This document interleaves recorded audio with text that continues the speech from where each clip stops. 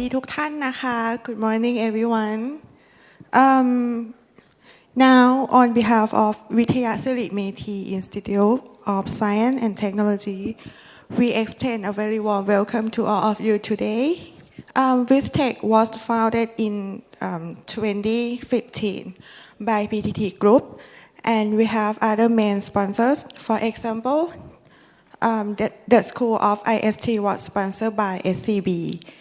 Now we have 4 schools with around 200 master and PhD students. Our vision is in 20 years we will want to be one of the top 50 world-class university. And now please welcome Associate Professor Dr. Sarana Nutanong, Dean of School of Information Science and Technology of Vistech.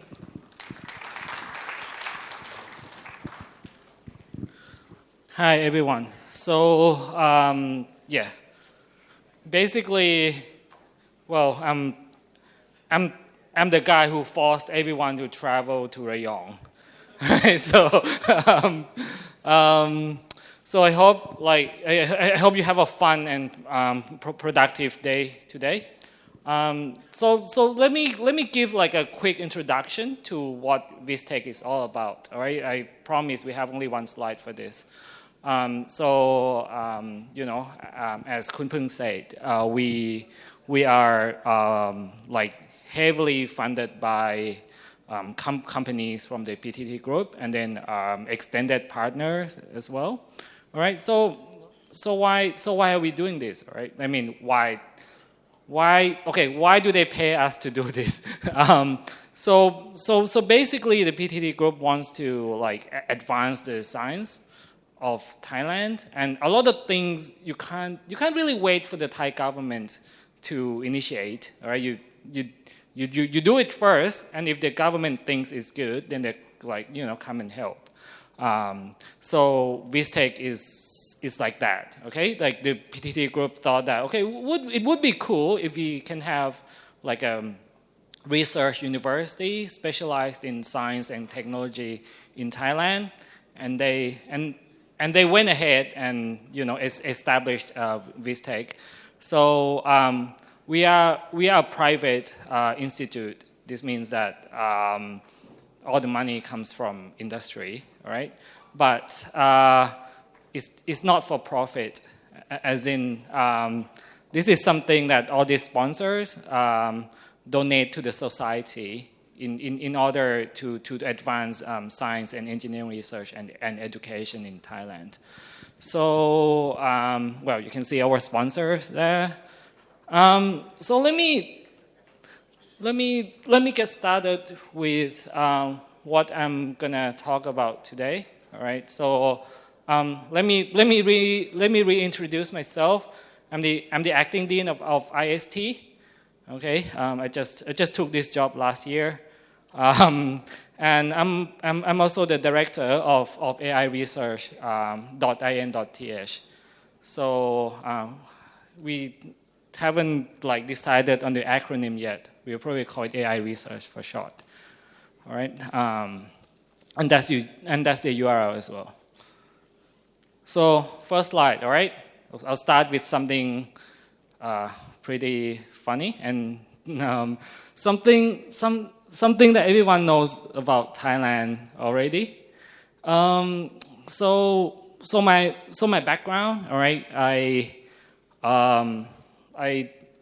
I did my undergrad and PhD in Australia, traveled to the US to do postdoc, and then became assistant professor in Hong Kong for 4.5 years before I came back. At every place I've been to, you can kind of take for granted that the government value basic research, okay, or the society also understands the role of what basic research is all about. Coming back to Thailand, I have to say that I have a very, very hard time trying to explain to people the usefulness of what basic research is all about. Okay, so but I didn't give up. Of course, I make fun of people who don't know the value of basic research, but at the same time, I try to communicate with them politely as well.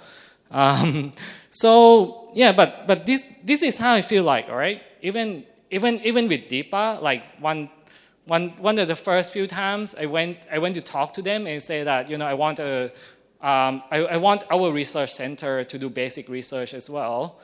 Some people that got really offended, like that I used that term. So it felt like that sometimes, but after a while, like once I understand the society better, then I found that Thailand is different than other countries I've been to. I mean, not I was born here, but I wasn't really went to grad school here, so it was pretty difficult for me to understand why. It's so difficult, right, for us to push basic research here. But after talking to people, after talking to the industry, I found that it comes down to knowledge translation. So today's talk is going to be about basic research and knowledge translation. So let's talk about how to do good research. All right, there are basically two ways to do good research. Okay, actually 3 ways. The third one is a combination of both. So on the vertical axis, you do it for knowledge. All right, if you have a chance to create knowledge, do it. Don't worry about the society. Don't worry about the people. Don't worry about commercial applications. If you can discover new knowledge, you can publish your knowledge at good venues. Go ahead and do it. All right. A lot of governments will even pay you to do it. Okay. Like don't worry about immediate application. That's something for other people to worry about. Okay. Now on the horizontal axis, all right. If you worry about making money, if you wanna help your company get rich, okay, then you don't really care about new knowledge, all right. You just go and do your product research, okay. If Grab makes money, if Uber makes money without any new technology, just go ahead and do it, all right. There is nothing wrong with it.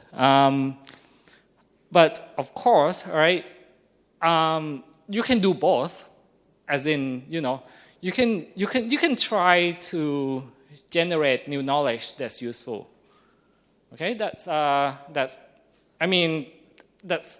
something pretty obvious, all right. But the question is why don't everyone just do it, all right? If you can do both, so let's just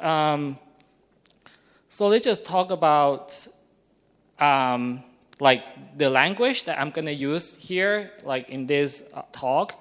Okay, I'm going to be referring back to technology readiness level, or TRL, a lot. All right, what are they?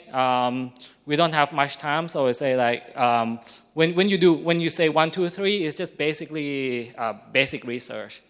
Okay, and 7, 8, 9 is when you try to push your technology to the commercial users, and then in the middle, 4, 5, 6, that's knowledge translation. I borrowed that from health science, but this term is used in other domains and disciplines as well. All right, so this is the term that I'm going to be using a lot in this talk. So a lot of times when we do research, all right, especially in engineering, we kind of get knowledge confused with capability. Okay, so when you do basic research, you don't really build new capabilities. You actually generate new knowledge, right? But how are they related? Well, basically, it comes down to this question.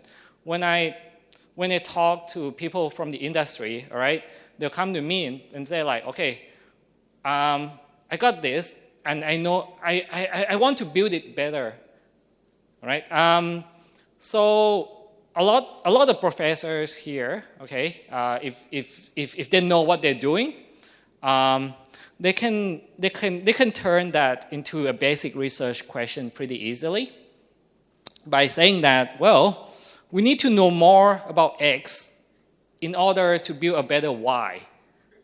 All right, this is pretty. I mean, like you can if you like if you want let's say like AIS, all right, to help you with like basic research funding. Okay, this is a very good way to convince them. All right, like you know, if you let's say like if you want to build like speech recognition application, okay, then you have to say that well we need new knowledge that doesn't exist yet in Thai. Okay, and then we need to learn about that. We need to generate new knowledge in order for us to help you build that application. Okay, so yeah, so knowing more about X, that's new knowledge. All right, capability to build a better Y, that's new capability. But pretty often, a new X doesn't lead to a new Y. Okay. All right. So sometimes you just do research just for the sake of creating new knowledge. That happens a lot in Australia, in the US, and in Hong Kong, where you know you get a lot of basic research funding from the government. A lot of people here think it's wasteful. That's the debate for another day. Okay, but and sometimes, well, a new Y doesn't require new X. All right. Again, all right. Like as I said, if you know a way to make more money without requiring new knowledge, well, you know, go ahead and do it. All right. It would be silly not to do it. Okay. So so the thing is, all right. No, knowledge translation is about aligning X and Y. Okay, but not every single damn project you need that kind of alignment, all right? But you basically need to identify research topics. You need to identify the kind of application domains that really need new knowledge. All right, so yeah, so what we do here at Vistech, well, obviously, our main job is 1, 2, 3, all right? We need to do basic research. Professors here need to publish at good journals and good conferences. Our PhD students, in order to graduate, they need to produce basic research result. But at the same time, we also do knowledge translation as well. It's not our main job, all right?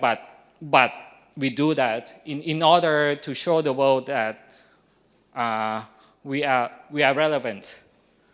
Okay. So let's talk about basic research first. All right. So to us is obvious. It's knowledge discovery. We like. I mean, if the knowledge helps other people build new capability, that's good and it should. But the focus here is the knowledge part. How about publications? Well, obviously we want to publish at good places. Okay, that's an obligation. But usually, all right, when people do good research, they don't really start from the publication part. They start from what they want to do or what they want to contribute to the society in terms of knowledge. So yeah, so you know, just do something nice and useful first, and then publication is just a place where you communicate with the world how how awesome your discovery is. Okay, so how do we foster basic research here at VisTech? Well, you basically need three parts. All right, you need people, obviously. Okay, you need excellent people to do research. All right, and we try really hard to attract excellent people here, and I will give you a quick introduction to our faculty members here. Students have to be good as well, postdoc and everyone. So we are quite selective in terms of the people joining us. Infrastructure, well, we live in the era where we are quite lucky. Okay, that CS is really cheap to do now. All right, you just need machines. That's like if you compare to chemistry, okay, the most expensive machines that we can buy is a lot like one order of magnitude cheaper than them. For example, the DGX1, you can get 5 of them for 15 million baht. Okay, that's a lot of money for a lot of people, but if you talk about other schools here, where their machines cost like hundreds of millions, so ours is quite cheap. Okay, and like we also have like for people doing robotics, then you need like physical devices as well. The research topics, since we care about knowledge translation, okay, the topics have to be quite translatable. Okay, and we'll come back to that later as well. All right, so let's talk about people. Okay, this is one of our rising stars. So Dr. Tirwit. He's specialized in brain signal processing. So he graduated from Tokyo Tech at a leading lab that does this topic. All right, so he's one of our rising stars. Okay, Dr. Paramet, Professor Paramet actually, he's a expert in robotics, and his specialization is bio-inspired robots. Again, right, the topic is very translatable. Dr. Supasorn, who's supposed to be here, where are you? Oh, okay. You just keep moving around. Yeah. Okay. Dr. Supasorn, he's an expert in computer vision. His specialization is on his like very well-known project is creating fake videos of politicians, including Obama. And Lung Tu as well, right? No, you don't do Lung Tu, okay? Okay. All right. Next is me.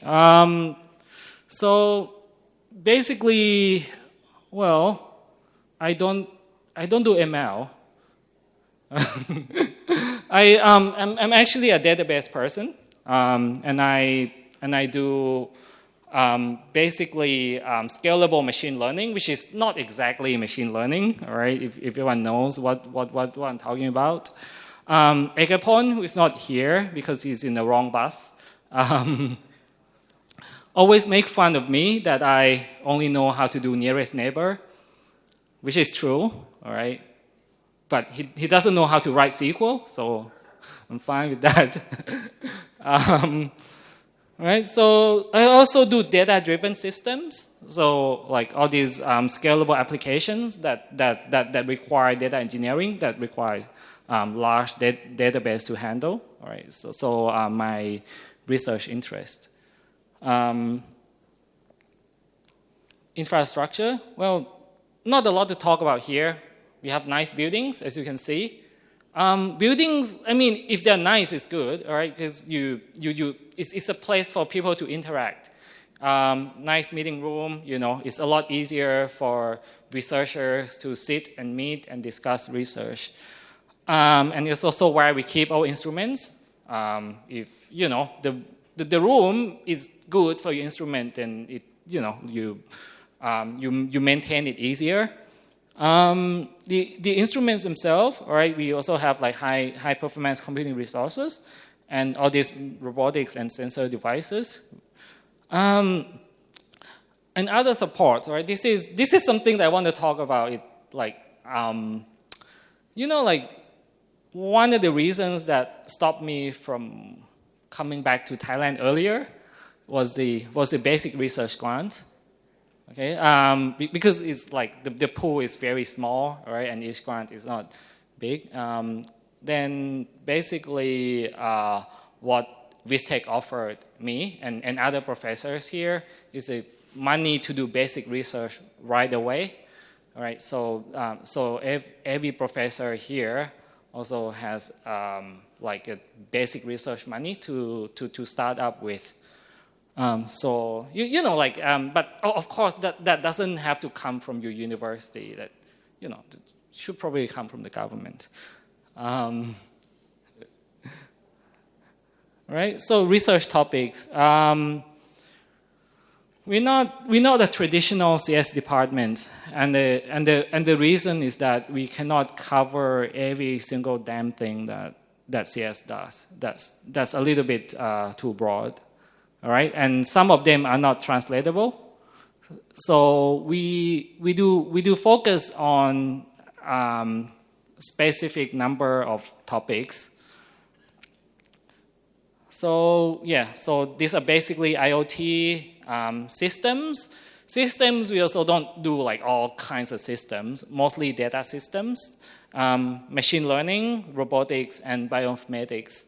Right, so these are like as you can see, all right. We don't have people doing compiler, for example, which is really cool. And of course, big departments should have those people, all right. But we cannot be that big. We we need to kind of like monitor what the industry needs as well. So let's get started with machine intelligence, all right? So for that, we do like core AI algorithms, okay? NLP, speech, and computer vision. So a lot of things here are, like Dr. Supasorn's research topic, all right? As you know, he publishes at CVPR, ECCV, all these top conferences, and he also published at NeurIPS as well. So he's like a computer vision that does a lot of machine learning stuff as well. And I'm very fortunate and honored to be working on a collaborative research project with him as well, because we are building a database for fake video detection. All right, it's very, very responsible of him. Since he creates fake videos, now he wants to help us detect them as well. Okay. So for bioinformatics, all right, we do like brain-computer interface and precision medicine. So with this, I collaborate with professors from other universities doing biochem, and and Dr. Tirwit, all right, who is an expert in brain-computer interaction, brain-computer interface, also collaborates with teaching hospitals as well. For IoT, okay, in this topic, we focus on smart home, all right, and also renewable energy management as well. Okay, for this one, it's kind of like we treat it like a data project. All right, where we use IoT devices as data gathering devices, and so that we can apply our machine learning algorithms and see good results. Okay, and for this, for my lab, basically, I focus on large-scale data systems, and then the database supports to do large-scale machine learning. And for robotics, okay, we also do like bio-inspired robots and machines that assist human in walking and all these other tasks.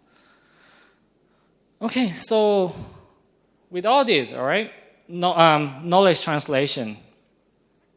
What is it like? We do basic research on like already like good and exciting topic, all right.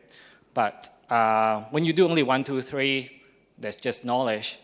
You publish your papers, you generate your data set, okay. And if we just do that. Okay, and if we have like people, who are like who help us translate all this knowledge into technology, okay, that would be nice, all right. And we also partner with other organizations that do that too. But at the same time, we also think that it's also our responsibility to help people learn about our technology. So we want to meet other people halfway, basically. So beyond that, all right, we think that it's a good platform to show the world that we are actually relevant. We do something that's useful and related to the society.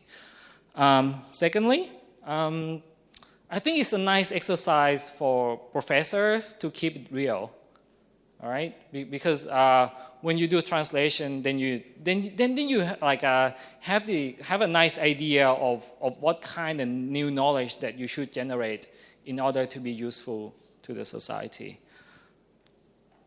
Okay, so for knowledge translation, we have pretty much 3 different ways to do it. The first way, okay, is to basically collaborate with companies. Being at Vistech, we have no shortage of people from PTT, okay, who come to us and say that, okay, we need this new technology, we need this new knowledge, all right. So yeah, and then if it's something that's more formalized, all right, then we can set up a research center that helps us interact with the industry directly. Okay, at this point, as I said, I'm also the director of AI research, and we also partner with SCB and AIS to build new NLP technologies for Thailand.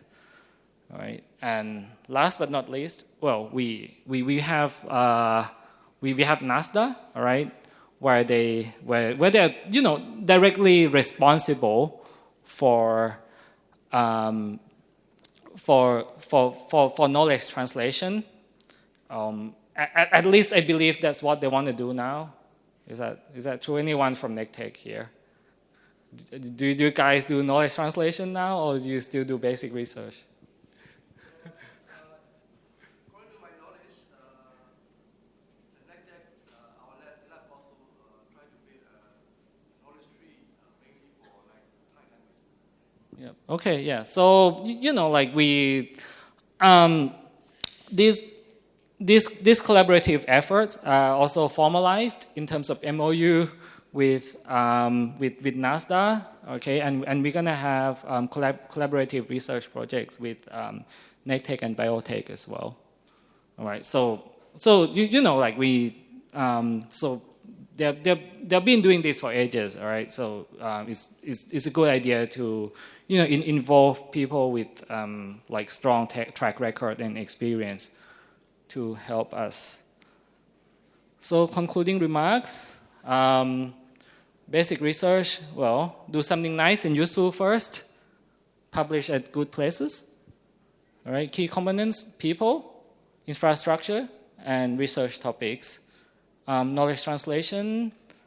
Well, you basically do it to keep it real, right? If you just do basic research, then there are a lot of things you can investigate, like really a lot, right? Just to, satisfy your thirst of knowledge, which is a good thing. But if it's a bit grounded, then I think it's also a good thing as well.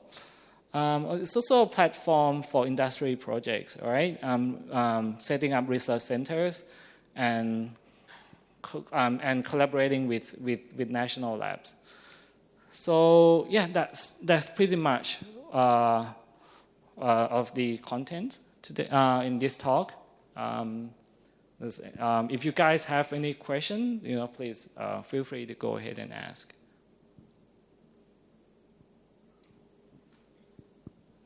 Thank you for your presentation. This is my first time to visit VISTEC. I got a lot of knowledge, and I'm really appreciate your talk.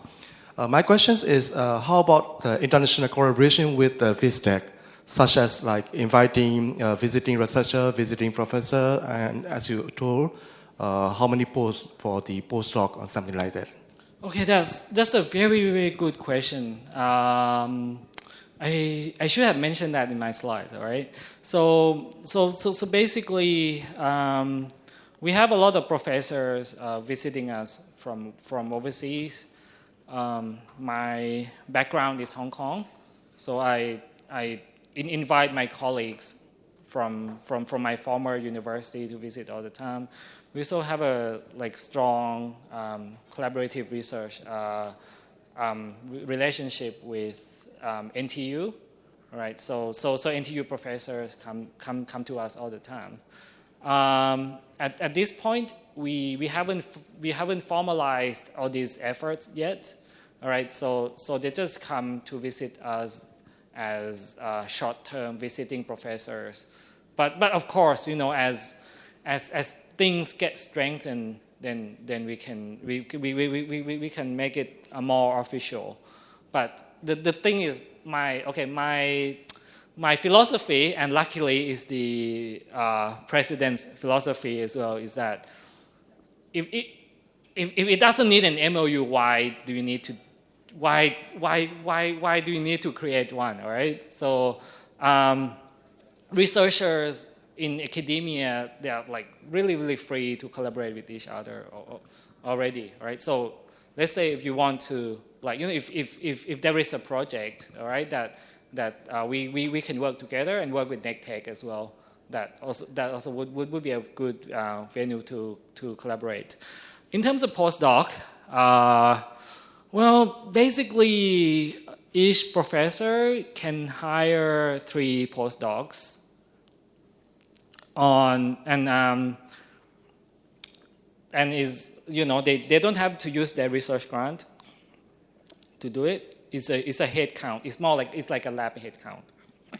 But of course, that's heavily monitored. The performance is heavily monitored by the institute.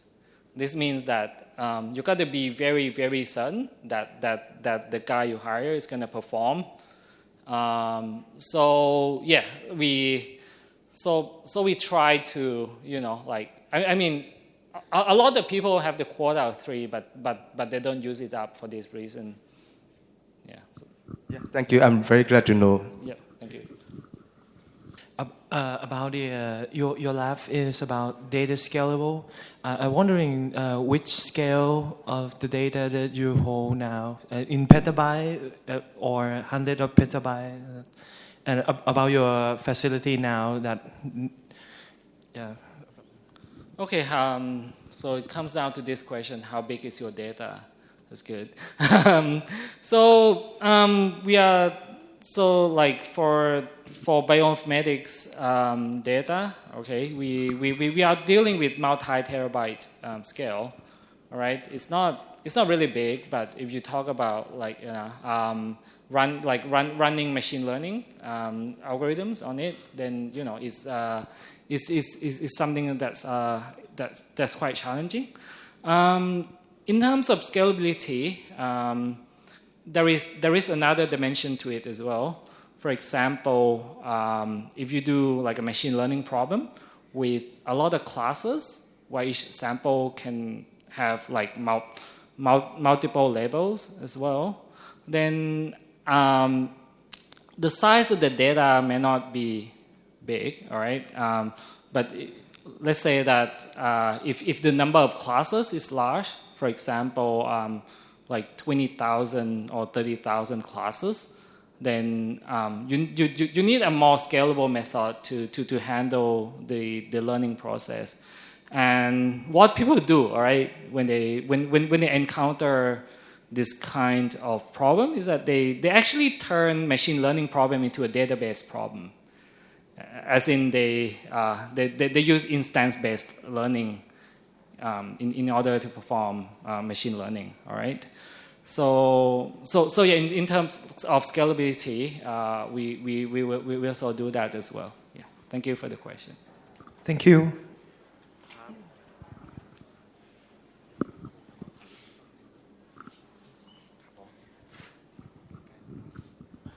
I guess it's a more general question. So if someone wants to do a PhD here, I believe you have like a PhD training program here. Do you provide like full scholarships or like, I don't know, like Yep, how okay. this works? That's also very, very good question. Sorry they didn't mention, because I didn't want to turn this into a recruitment talk, but you know. So I'm very, very thankful that you asked. And this question wasn't prepared earlier.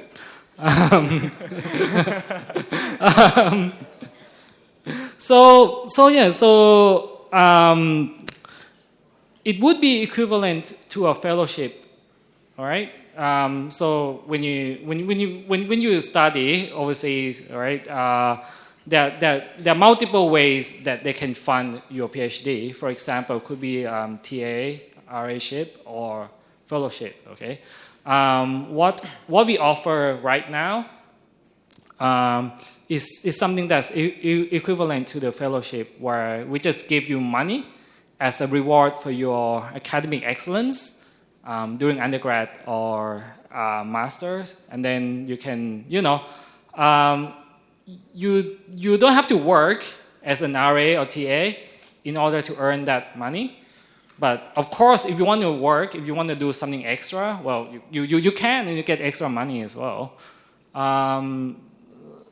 So I think this is public knowledge, all right? So the scholarship is something between 15K to 20K. It's not a lot.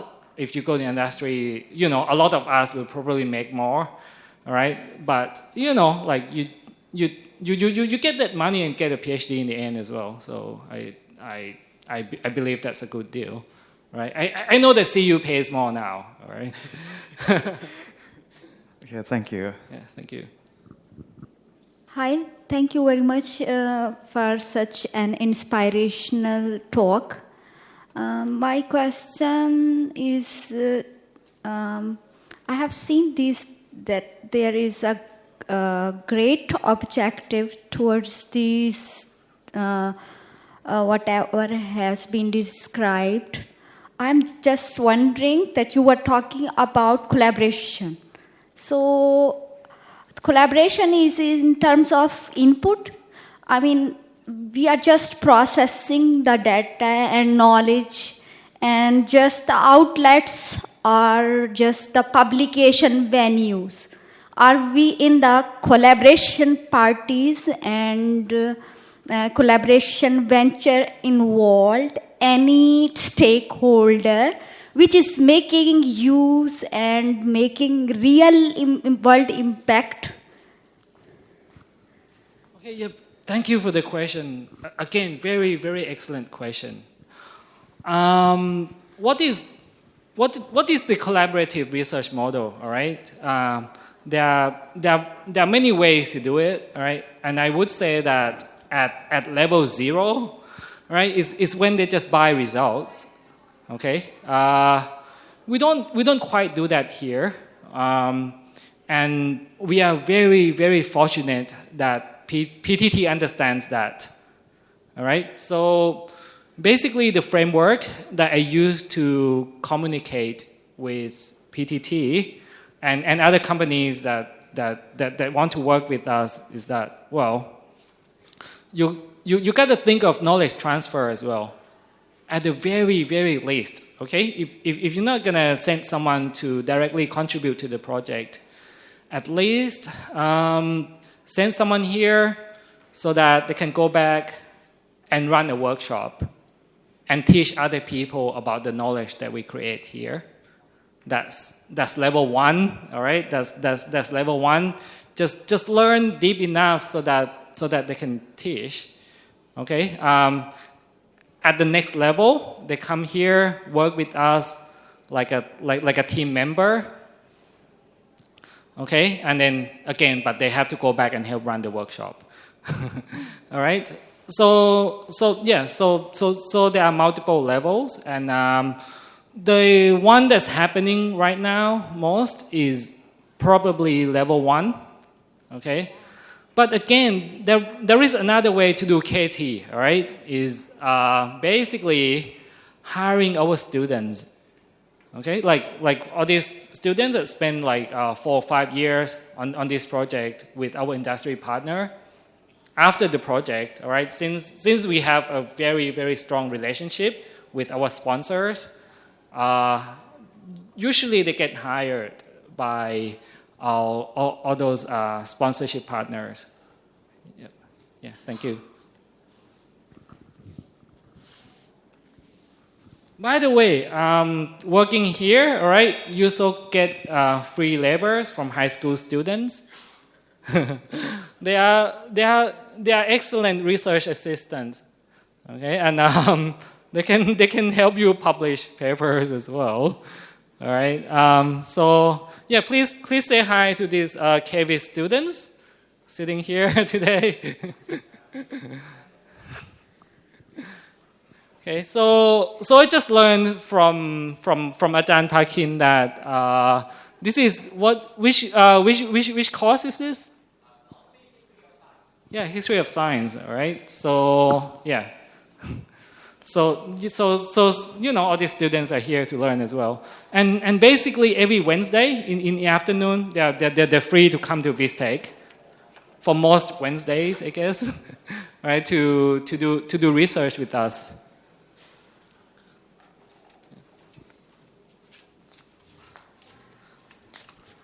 What time is it? Are we going over time? Oh damn. Okay. Yeah, I mean, if you have questions, you can ask me after the talk, all right?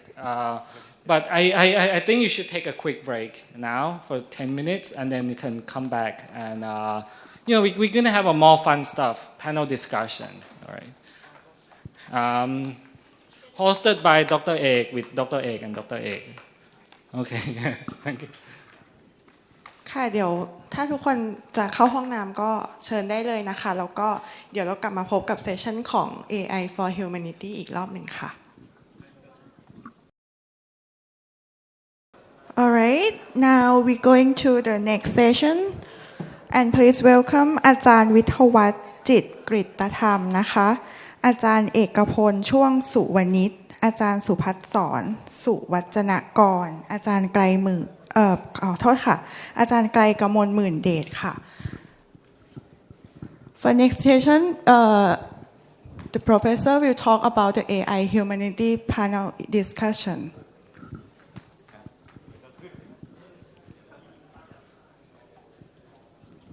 Please welcome all professors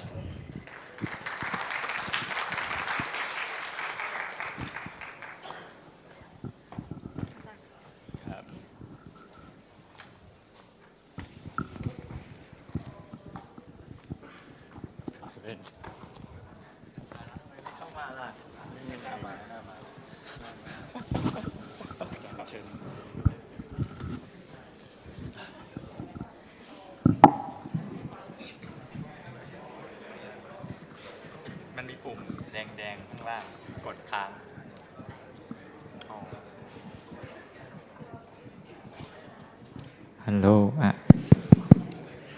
Okay. Hello, everyone. First of all, thanks, Ajahn Sarana, for the opportunity for us for having this panel discussion. And I think the theme is quite simple. So we're gonna make it a little bit unofficial and sort of a little bit more relaxed, because I think everyone, especially those who attend the research school, I mean, you spend 3 to 4 days already focusing and concentrating on the lecture. So now it's going to be a relaxing time. And since this is a panel discussion, so it's a discussion, so we shouldn't feel so far away from each other. So I think, first of all, I would like to ask those who sit in the back to move forward to the first 3 rows of this room. Is it possible?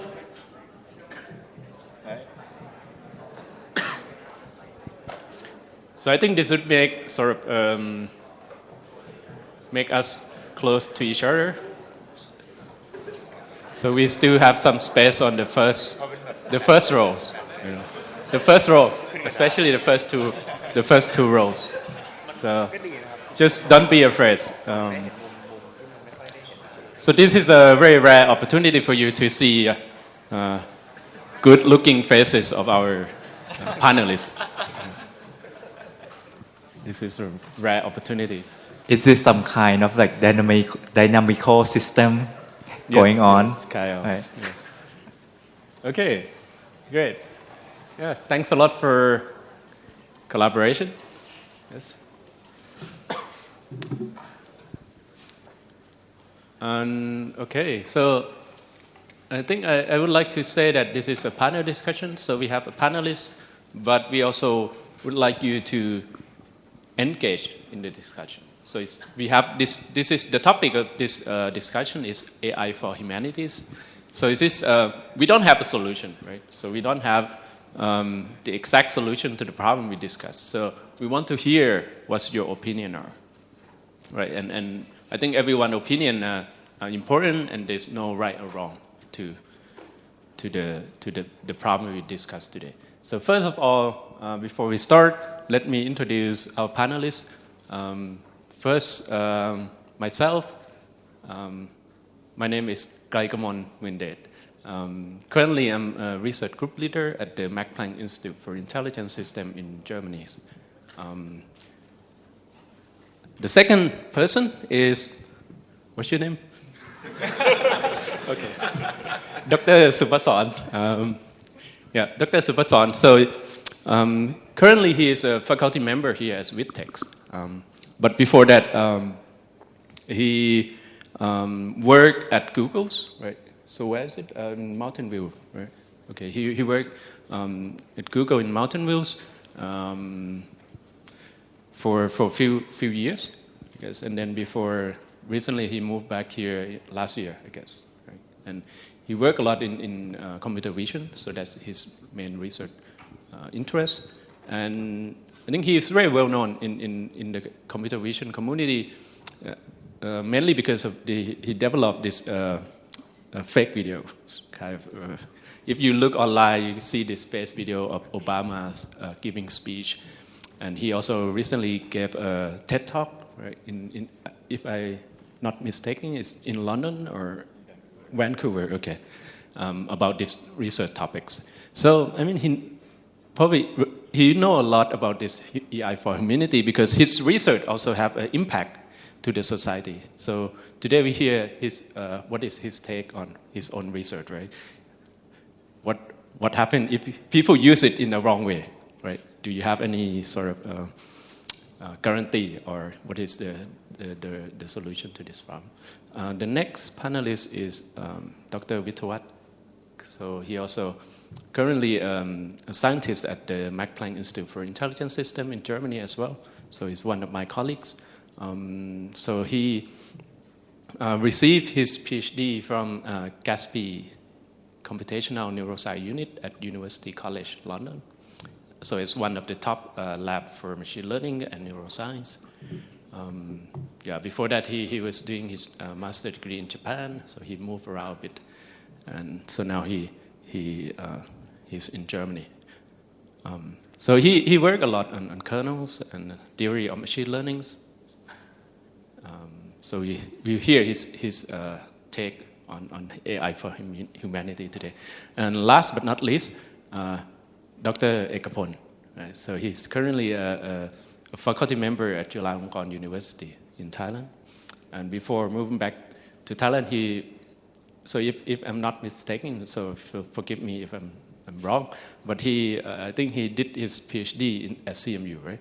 Or MIT? No, MIT. He did his PhD at MIT, but then before moving to MIT, he did his undergrad at CMU. Is that correct? Yes. And his research interest is in NLP. So I think this is the interesting topics, especially in Thailand, because Thai NLP is still underdeveloped, I think. And it could have also an impact to humanities. Okay, so I think we could start now. Right, so any questions so far? No? Let me look at the agenda. Or any questions from the audience? Maybe, we have the topic of AI for humanity. So maybe let hear what you think about this. What your take about AI for humanity? When you hear about AI for humanities.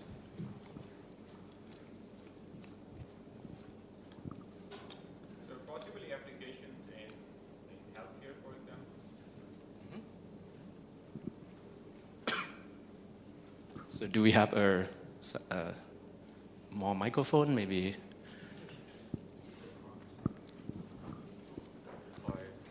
Or we can give you one of this microphone, yeah. To you.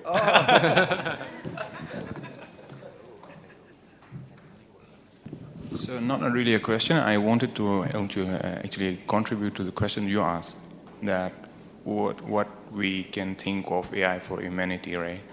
So it could be applications that we can use AI and ML to possibly help in solving, for example, a problem of aging society or looking at healthcare solutions in that line. So this is my just comment on that. So I think to rephrase the question, why do we need to discuss? I think that's one of the example. Right. So why? Yeah. But the question to you is that why do we need to discuss about AI for humanities? Just one comment before I pass on to the next. Probably because there are concerns in general, audiences everywhere that the face of the research that we see coming to us has, multiple dimensions. For example, in the work that Professor Supasorn has done, like the intention was to do one thing, but it could also have was taken up by some people in a different way. So it's always nice to see at some perspective that gives more clarity to where the field is going eventually. So this is my brief comment. Any other comments, maybe? AI for humanity to me is like problem areas, all the problem areas from human, like it could be extremism, like it could be healthcare. So all the domains where we are currently faced problems, then our focus is to apply AI to those problem areas to bring change to humanity. Okay.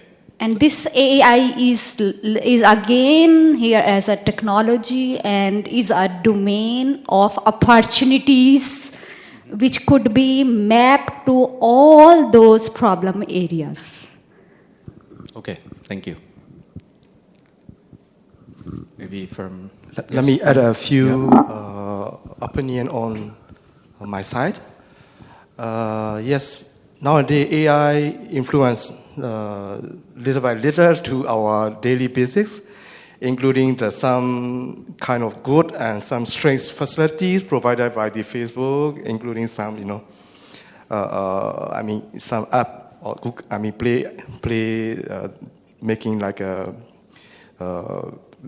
visual accommodation. Some are really funny, but what I found is it's really impact on our society, especially for the young generation. And as you know, when we get up, we first, before we wash our face, and we first look at the Facebook, right? So it's changing a lot for our human daily basics. That is, I'm really concerned. At the same time, if I have a chance, I want more consideration AI for some assistive technology, like for AI for hearing aids, people, and AI for the blind person. I think we should consider more AI for handicapped persons. That will be a more better way. I mean, in terms of humanity. Thank you. Thank you. So maybe let's hear more from our panelists. Yeah, I guess I want to see when you think of AI for humanities, how many people are thinking about what kind of domain applications can you use AI for, or are you thinking about how the world's going to collapse from all these AI? How can we save humans from the AI? Like, how many people are thinking about the positive of AI when you heard about this AI for humanity? How are you going to use AI for good stuff? Okay, that's good, 50%. What about the other scenario where, how the world's going to end?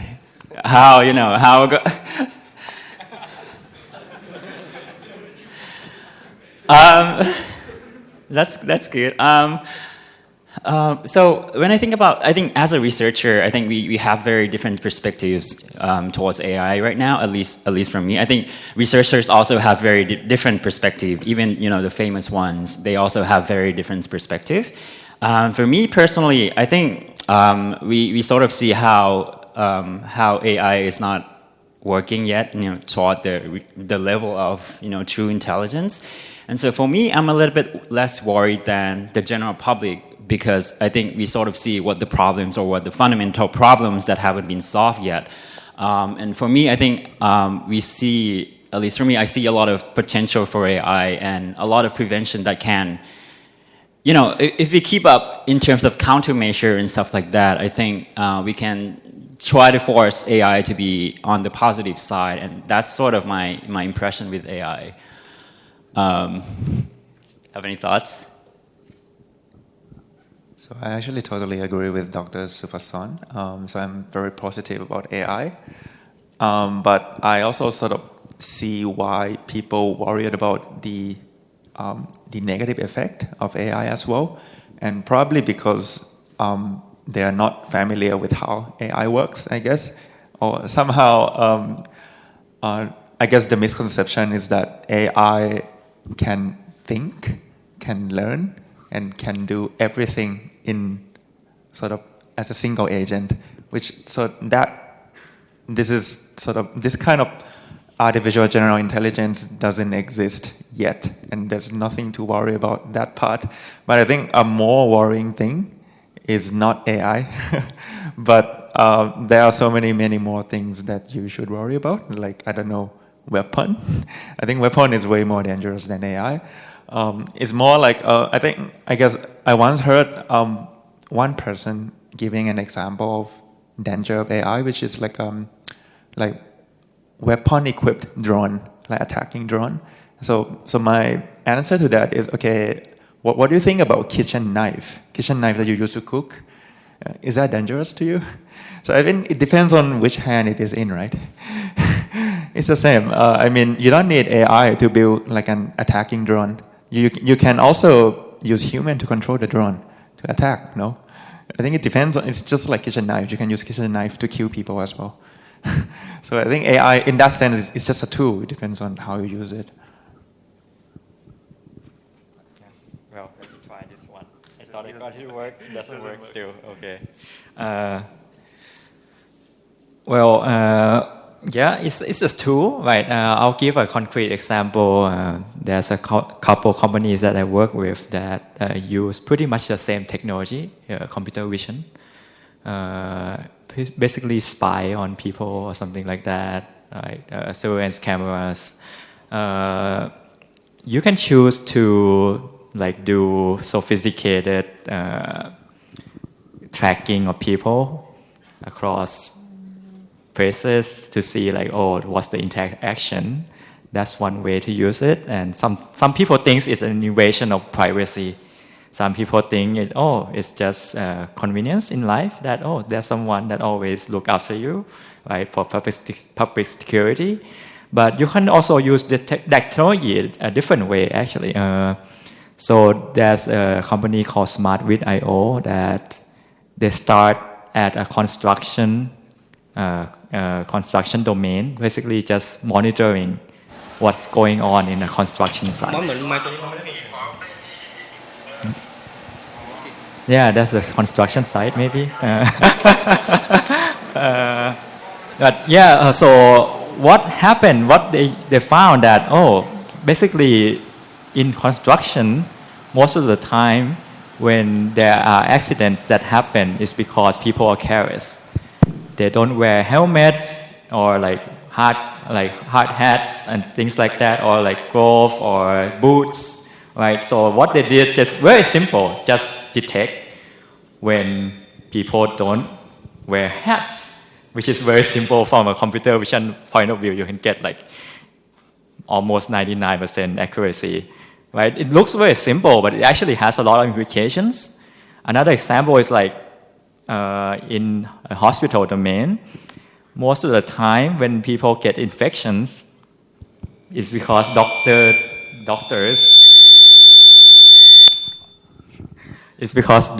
don't wash their hands, right? And so what they do, they just have like a detector that say, does this doctor wash his hand after he go to the bathroom or something like that? That's all. It's so simple. Well, it's slightly weird if you have like a camera in the bathroom, but still, if you control the view angle to just the wash basin, then it's fine, right? So sometimes you can create value from very simple things, right? So it's just that as ML practitioner, we need to understand the process, what's going on in like, what's the pain point, right? In like startup terms, like for example, you just need to realize that, you just need to enforce doctors to wash hands, not just do very sophisticated AI, right? So sometimes the answer can be pretty simple as well. Another thing that I want to stress is this technology is more like a multiplier, right? So it's a tool, basically it's a multiplier. If you want to do something good, then it can multiply your effort, like 100 times, 1,000 times. If you want to create a weapon, then you can kill a lot of people, right? So another thing that will come up is it might create imbalance in power because it's a multiplier. The rich will get richer, the poor or the people without any access to these technologies will become like poorer because of that. And this is something that we probably need to take into account in the future as well, right? Okay. So I think we hear a lot of opinion. So now I think one of the trends that we see in the last few years that machine learning or AI is no longer done only in academia, but also a lot of industry has been very interested in participating in the AI machine learning research. For example, Google's, Facebook, right, or Baidu. So these companies, they build their own lab just to do AI and machine learning research. And I think that sort of creates a little bit of worry, right? That whether they, because I mean, companies have agendas, you say, right? Many companies have agendas. Everyone has agendas. But I mean, so when they create something for their own benefits, should we be worried about that? That's the question. So let's hear from the panelists. So what do you think about like the role of industry in machine learning and AI research. Is it a good or bad things, or is there anything we should be worrying about? Maybe you can start from Jan Ekapol. Well, I'll bring up the example of Google first. Anyone heard of the walkout?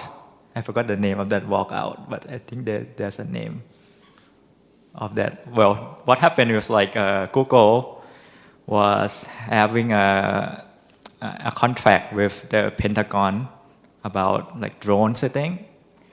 So what happened is the engineers of Google staged a walkout. Basically, they went on strike for a day, right? And that becomes huge news, I think. And I think if you think of it from the corporate point of view, especially for public companies, what you need to care about a lot is the shareholders, right? And shareholders usually think about money first, right? So this, I think, from my point of view, from my opinion, I think is the jobs of governments and lawmakers to try to stop this kind of things from happening, like to have laws that bans unethical use of AI and things like that. Because I think if you leave it to the companies, everything will go like towards killing people. I think that's my cynical view of the world. But as ML practitioners, we also have a choice that we don't want to associate ourselves with those kind of things as well. But well, depends. For now, it's easy, right? Because we can always quit our job and then go to work with another company when the job market is so good. So it's fine. But I'm not sure what happens when the job market is not as good anymore. Maybe we'll have to start doing weapons. I used to have a physics teacher that say, as a physicist, he has two choices: either teach or go work at a weapon company. And it's pretty sad, I guess, but hopefully this won't become what for ML, because ML has a lot more users, right? So, but back on the government side, there's still a lot of issues from there as well, because there's many kind of governments. So yeah, we sometimes have to keep an eye out, especially sometimes those people don't understand AI, right? So in some sense, or so I guess as us researchers, we probably want to try to communicate what's possible and what's an issue and things like that, try to educate the mass and things like that. And that's one of the goal of this workshop as well, to help you guys learn about what's the frontier and what's the practical applications, several views of AI, and hope that you get a better picture of what's happening. So maybe we can take a quick opinion from the audience as well. Yes. So I just this talk reminds me of the recent news that I heard of. So I just would like to bring it up about. I think most of people here should have heard of the scandal between Facebook and Cambridge Analytica.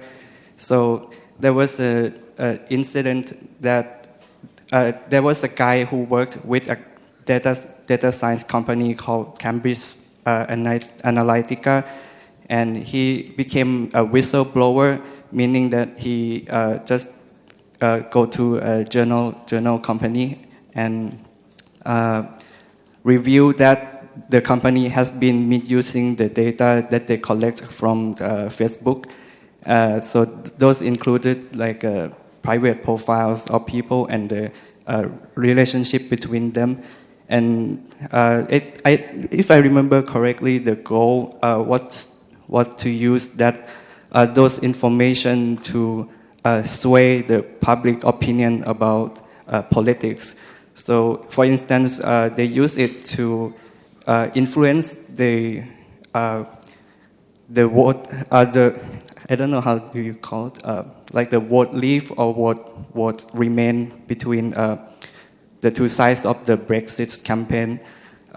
So that's one case that I think of that seems quite scary and can actually impact like the fate of the entire country. So it's not something to be ignored, in my opinion.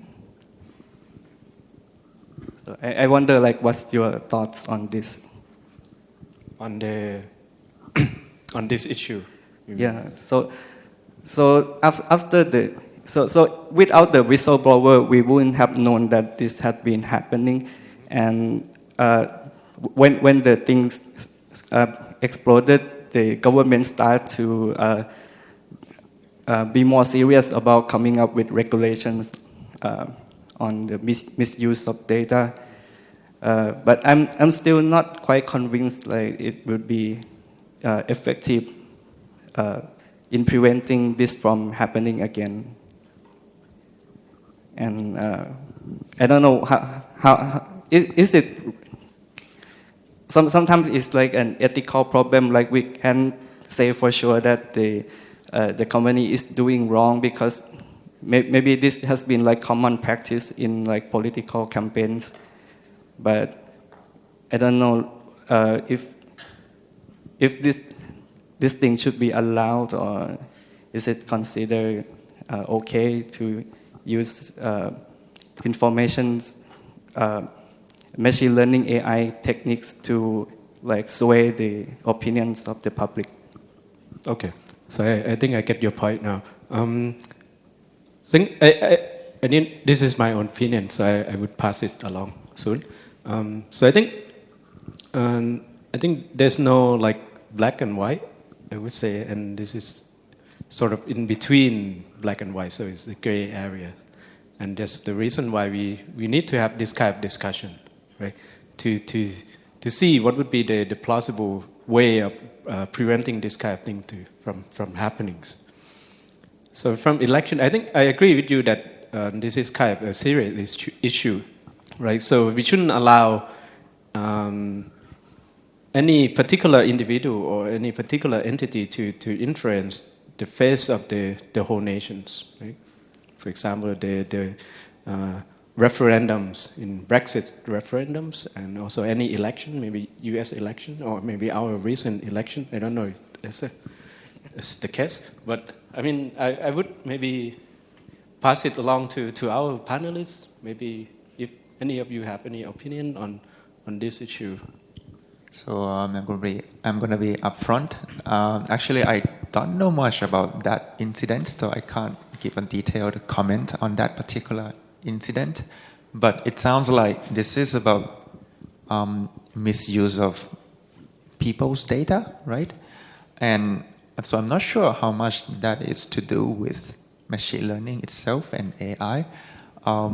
So misusing some tool can happen it just happens all the time, I guess. But we need to discuss about it, yes, and I don't know the solution. So for ML, yes, you can do that. You can use like predictive tools provided by ML or AI to predict pretty much whatever you want if you have data, right? And so in that case, you rely on people's data. So I guess there's no solution from machine learning to prevent that, because it's the problem with people, the problem with the person holding the data and holding the tool, machine learning algorithms. Yeah, I don't think that problem is specific to AI, or it's a problem of AI in particular. But I think it's also related to the previous question. If we still want to revisit what's the state or the landscape of AI in industry and academia, I think when we talk about industry, it can also be separated into this big entity like Google, Facebook, DeepMind, OpenAI, and other industry like small companies. In terms of AI, these are two separate entities, like big companies we call that industry too, and small company, we also call that industry, but I would separate them out, and then the third one would be academia. In terms of AI research, these small guys can't really do much compared to the big guys like Google, because of the competition power in data. And also, when you look at the conference submissions, Google beats everyone else in the world. All these big companies beat everyone else in the world. So in terms of research, it's very concentrated. And that raises another problem, like if you concentrate a lot of AI power into a few companies, would that be a problem? I think that's also related to your questions. If Facebook holds a lot of data, would that cause problem? But I think I'm still on the optimistic side, at least because even in those companies, there are researchers, and I like to believe that we are a good person, we're good people. We also think about consequences. And a lot of things like how OpenAI started, they start from the belief that AI should be shared across the world. All the knowledge should be shared. There should not be limited to one company. That's why they call OpenAI. And this problem actually sells much better than a closed company. Or even the company that I work with right now, they have to also think about how to combat AI, because that's how they sell the company. It wouldn't sell at all if you say, I want to develop this tools AI and not sharing with everyone, or I want to hold all the data. I don't think that will sell with investor and VC. And so the general trend is, as long when even Google, even the Google Brain, the team that I work with, we publish. We explain everything that we do. Once we patent, of course. Once they patent, they try to open everything and contribute back to this whole AI community. And I think I'm on the optimistic side that the business model that works is the one that more open.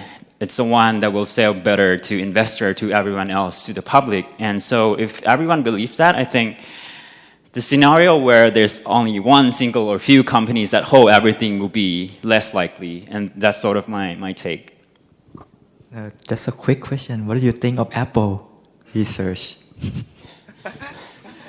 Apple has this problem with, not problem, they have this unique, style of working. Everything is confidential, and they sort of have problem attracting researchers in AI because they don't publish. And researchers want to publish. That's sort of their currency in academia. And so is that answering your question at all? I'm not sure. Maybe, yeah, sure. That's good enough, I think. But I think that's Amazon and Apple that's pretty much anti-publishing. So not everybody is like open, I guess. I think that's part of the reason why they can't attract researchers. Yes. I want to point out that the Cambridge Analytica is somewhat controversial in terms of whether it actually sways the opinion to the other side or not. Right? We just learned about causal inference before, right? And there's many entanglement of things. Right? So just want to point out that it's not clear yet whether it actually affects the election results. For the point of whether it should be used, I think as long as the data is obtained legally, it should be fine. Right? It's the same as like people say, oh, election should be fair, but at least in the US, companies has more power than the individual because they have more money, and money usually means more votes, right? It's the same thing. Even though you don't buy votes, just like in Thailand. Oh no, I shouldn't say that. Like money usually means more votes, right? It's the same thing. Data maybe means more vote, but you can use money to buy data. So I think it's more about realizing that, okay, how do we make it fair in terms of everything, which I think is kind of impossible in how we set up things right now. Okay, so I think you mentioned before about law, right? That we have law that regulate many things. And I think nowadays, because of AI has influenced a lot of people, right? So we're not only like using AI in academia, we also use it. For example, if you have Facebook, you are using AI every day. If you are using Google, you are using AI every day. So I don't know, do you think we should have law that regulate AI? Like other stuff that we have, like, I don't know, maybe this substance, certain substance that we need to regulate, that we need to have a certain law to regulate it. I mean, I don't know, what is your opinion on this? Anyone? Yeah. You have microphone? Where's microphone? Or anyone, like any lawmakers in the Test. We have law, NGO, okay. Well, I mean, maybe not about the law yet, but let me go back up a little bit about what you guys talk about. Like, about good people, I believe as well, like, there are good people more than bad people. But bad people have more incentive, like, they know what they want to do. Like, if you have good technology, you know that you want money, so you know what to do. Like Cambridge Analytica, they know that they want to get more money by helping someone get more votes, right? So they try to break, like, use the flaw, or maybe like use the niche knowledge to help them. That's why they try to go that route. And what I'm thinking, like, let's say we should develop like security with AI as well. Like, there are some problem, like let's say prime number problem. If someone can solve Riemann hypothesis, then they can break all the credit cards instead of declare themselves and get $1 million. So they get like, if they can solve the prime problem, they can just crack all people money, and that's it. They have more than $1 million. And why would you declare yourself as a solver? Sorry? Eternal glory. Well, yes, but yeah, I mean, depends on who solve it, let's say. And in my opinion, like, we think AI as a tool, like what Dr. Wittawat said, but the tool itself can be hijacked or corrupted on the fly. So how would you prevent that? Like, there should be a security system, or maybe develop AI as well, like incorporate with the security, right? I mean, what do you think about this part? So you mean building an AI to regulate the AI, or building another system to building regulate another AI? system on top Not necessarily AI, or can be anything. So you mean law is a tool that we can use to impose this on AI, right? So that's one example. Yeah, right. Something like that too. It's yes, like, also another, maybe it doesn't have to be a law. It could be something else, right? Maybe something we don't have yet. I don't know. Yeah. Maybe we can call it a second law or whatever. Like Second fake law. law. Fake law. Fake law, okay. Well, I don't know. Artificial law. Right. So I think I agree with you that, I mean, and most of the people that the problem we have in our society is that we have bad people, right? So and I also believe that intrinsically everyone is good, of course. But I think the real problem is not because of bad people. I think it's because of also good people, So we all think we are good people, but I don't know. Maybe we are doing something that we think is good, but it's actually maybe it's not good, Right? So maybe also maybe there are people who are bad people, but they think they're good people, That's also the problem. So everyone is good people. So everyone is good here. So that's what I want to say. Okay. Let me share my idea. For the law, now they try to create the AI law, try to apply the programming for create the law. Because now, when you go to the lawyer will say something is familiar with programming. But my point is how AI and human live together. Because when the AI grows up, it will be have a gap. How human earn the money from the AI technology, because if everything is automated, and what I can work for and how I can earn the money and pay for the AI service, like a healthcare, like a raw, like a everything. Do you have any idea about this?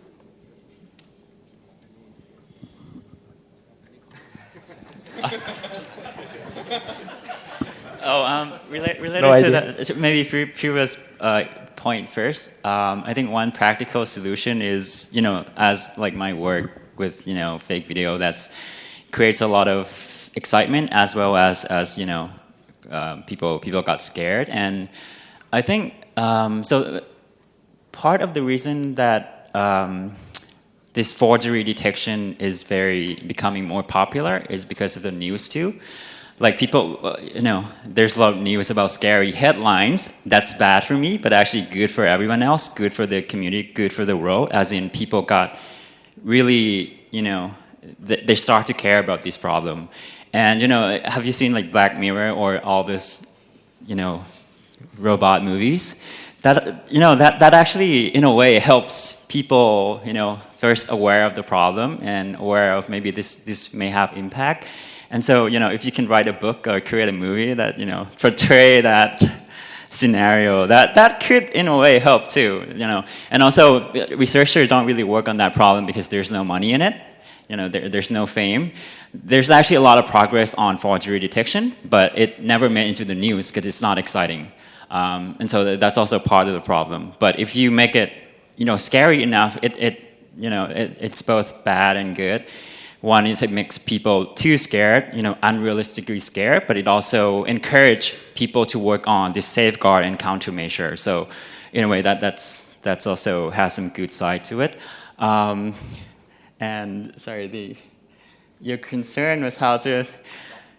Yeah, there's this interesting thoughts that I have about what happened when AI exceed humans, and one school of thoughts that I have is that at that point we will no longer understand them, because it's like you talk to a much smarter person, you can't really understand them.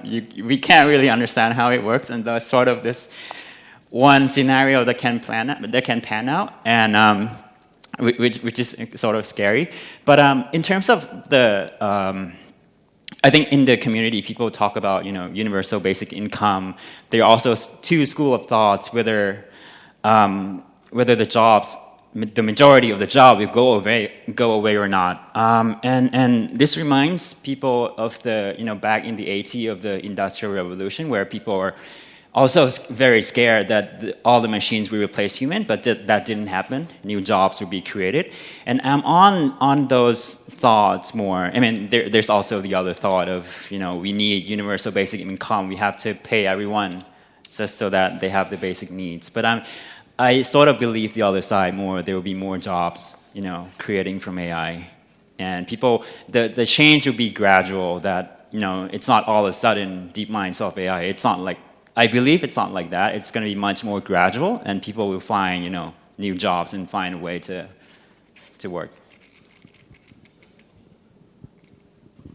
So maybe one point about that, my own opinion. So I think I share my opinion with Dr. Supasorn. So I think at the end, the job that will be taken away by the AI will be the job that nowadays doesn't actually require a high-level skill, like to do those jobs. And I think at the end, this will in turn impact the education we have in our society, because you could imagine that if we don't really have this job that require only low skill, right? Then we have to adapt our education, because now you don't need to learn that. Well, let me take it. Put it this way. So now the skill that you need to acquire to work in a new society where you have AI need to be higher than the current skill that you can acquire today to get a job, right? So that means that we have to improve the education, right? So that people can acquire the new skill that they need to do a new job that is created.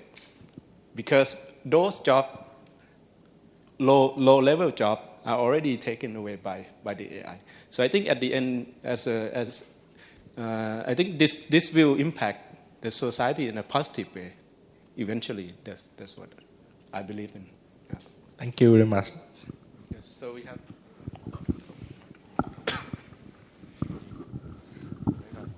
So this is sort of my concern. At the same time, it will lead to my question. So I think of the society as like a complex system. And if you introduce a new entity like AI, you sort of perturb this complex system. And I think we don't have enough social scientists in the field of AI to like study this phenomena, to like sort of speculate how this perturbation will result in at the end. Like if we introduce AI to this society, what will be the result of that? And my question is, do you think like we have enough collaboration with social scientists in the field of AI? Yeah. So do we have enough collaboration with the social scientists in the field of AI? So that probably not only social scientists, right? Yeah, we need more. Any scientists. I think let me put your question in a more broader context. So, I mean, so now AI and machine learning. Before we only it's only concerned like people who do engineering, computer science, and mathematics, physicists, something like this, right? So, but the question is, do we need more? Like people from political science, people from economics, for example.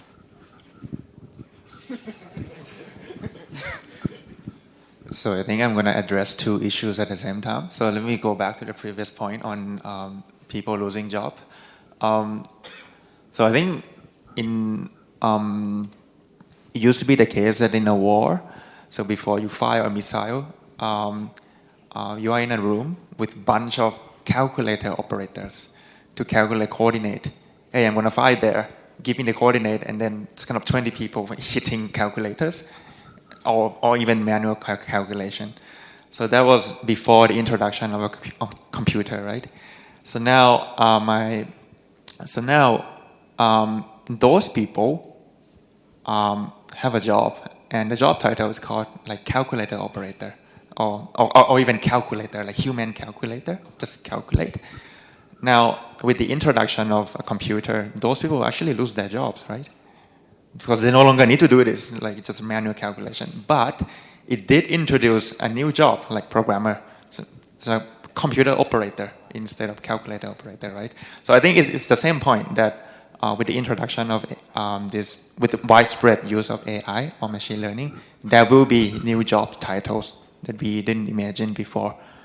I don't know. I can't think of one yet, but I don't know, data curator or AI controller or whatever. In some way, there will be, right? There will be some opportunities.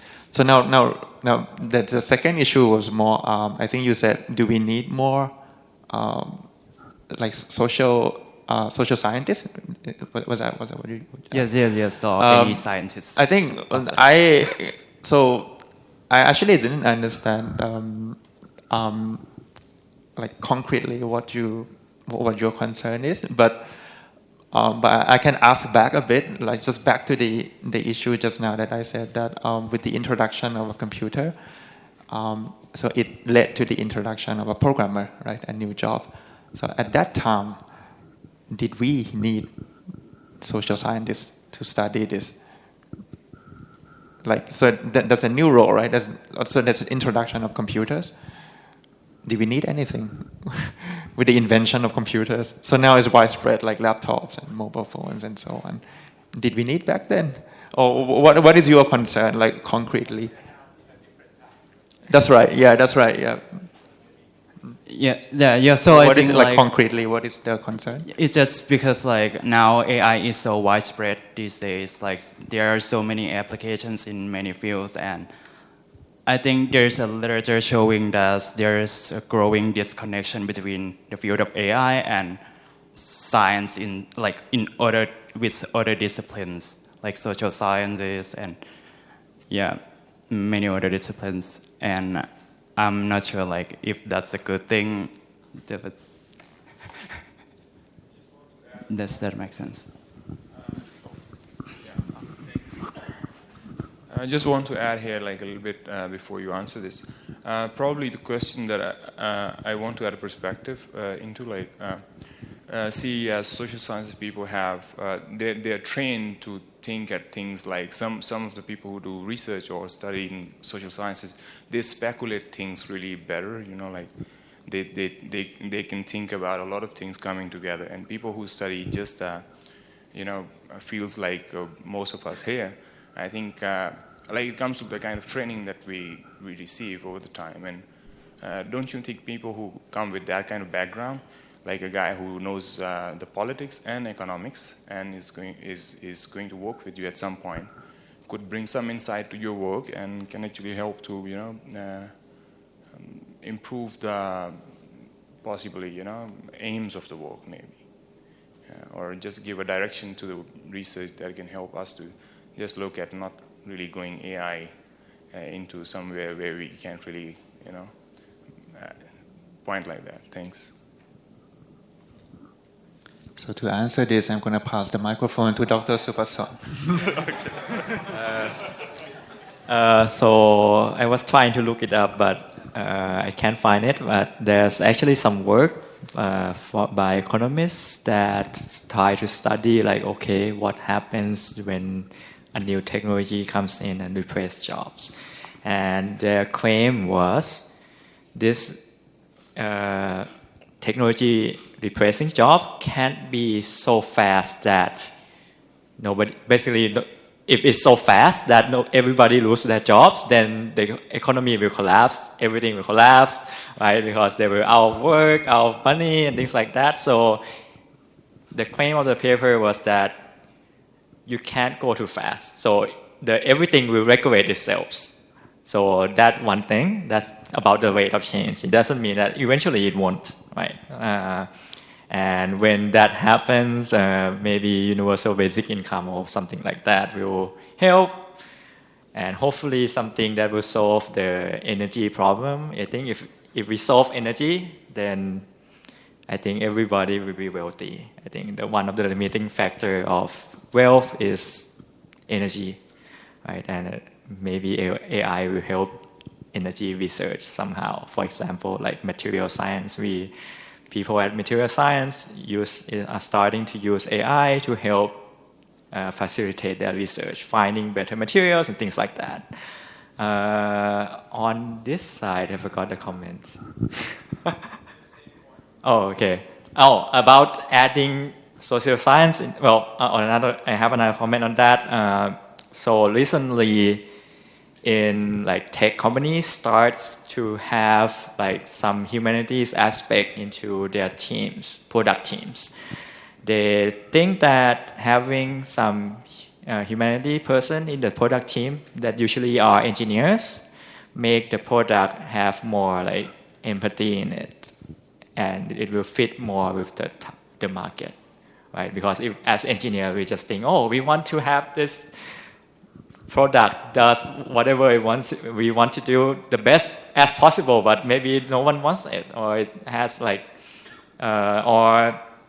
disabled people can't use it that well, or something like that. That's where we need a different kind of opinion to our team. So that's also help. Another side of that, people in humanities right now also are trying to apply AI to their work, their research, or whatever as well. So there's several things happening at once, and I think everything's moving along, and I hope it will continue that way.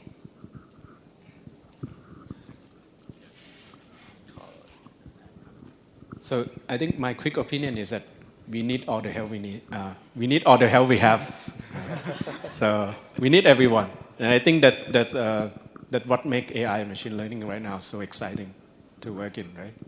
So we get the opportunity to work with social scientists, politicians, economics. So I think there's a subfield in machine learning and AI right now called FAT, So it's called fairness, accountability, and transparency. And basically, the goal is basically to build a more responsible machine learning and AI. And that's also an exciting area in case you're interested in looking into this. So they address the issue of fairness, how to make machine learning more fair, right? Because we use it nowadays in bank, right? The bank use machine learning to decide who should get a loan or not. And also regarding also the issue of privacy. Yeah. Let me add a short comment. Yeah. I would like to discuss on one fact that he and other panelists also pointed out. Worrying for the job losing, right? Because of AI or the advanced technology. I think, of course, most of we researcher, we have a very optimistic on AI and some advanced technology. For me also, I do believe we are doing good things, and AI will be kind of a good way for our human society, little by little, maybe, I don't know. Of course, there are also some side effects. For that point of view, I'm not very much worried. For example, when I'm working on the machine translation, some of my local friends, they also work as a travel tour guide. They asked me a question like, that machine translation, like now we can do a voice-to-voice machine translation. That will be, lose their job or something like that. My old friends, they are really worried. But as you know, even in Thai, actually I'm from Myanmar, so Thai is more advanced and running a lot of technological things than Myanmar. And you will be noticed like we need human translator or we need human tour guide. And as the panelists pointed out, AI, yes, that will create new kinds of job. I'm not worried about that. But at the same time, we have to consider the education and law. For the education, not only for the children and the regular, one of the points, what I noticed is, now I'm also working as an advisor in local companies. They expect too much on AI. They assign me a project and they really think that model will be work very well for their company, but from my point of view, I know how it's really difficult to get a good model. Even they provide a lot of data. So what I mean is education not only for the formal education, even for the some business side, and as they mentioned, the panelists mentioned, education for general, for the whole society, we need to consider. At the same time, for the law, I think it's kind of difficult. It's, let's say, yes, there are some new laws, AI, related to AI in US, but that cannot happen and create new law immediately in Thai and Myanmar. That will be, generally, we are going in different pace, depending on the country, at the same time, depending on the culture. So what we should consider is law, maybe the kind of international law for the technology. That will be a good point, I think. That's my opinion. Thank you. More.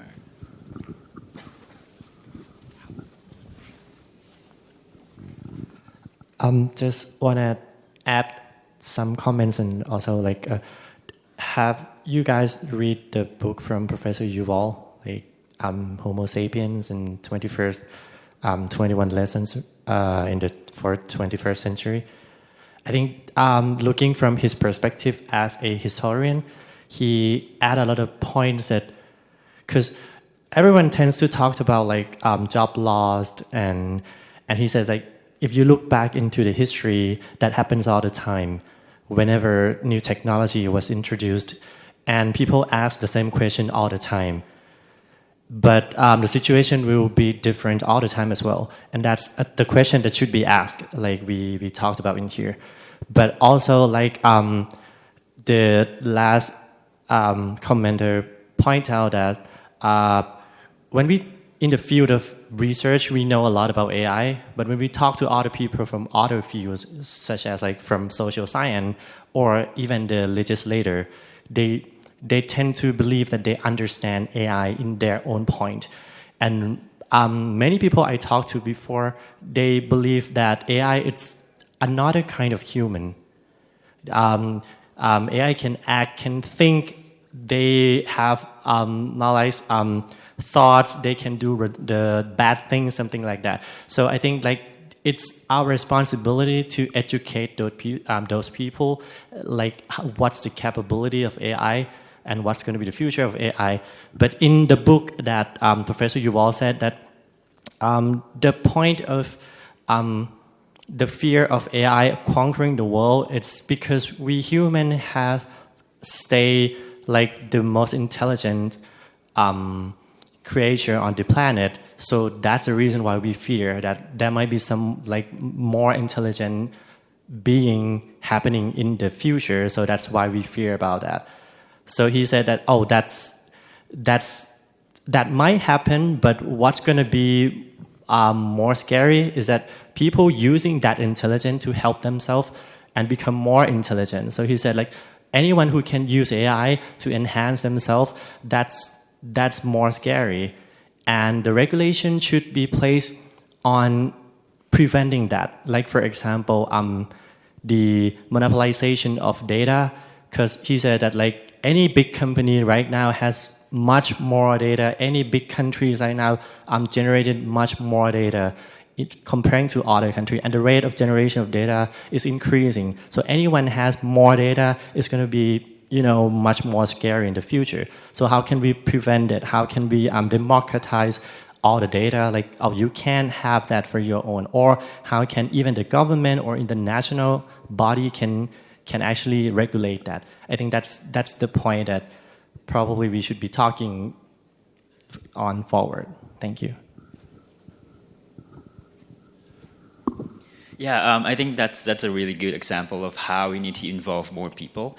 And I think I fully agree with two of you that we should certainly involve more people who look at the problem from different perspectives. So your question was, how... I'm not sure how often that happened, but certainly it happened with my case when I first published this paper. I actually got contact by this DARPA, which is a defense agency of the U.S.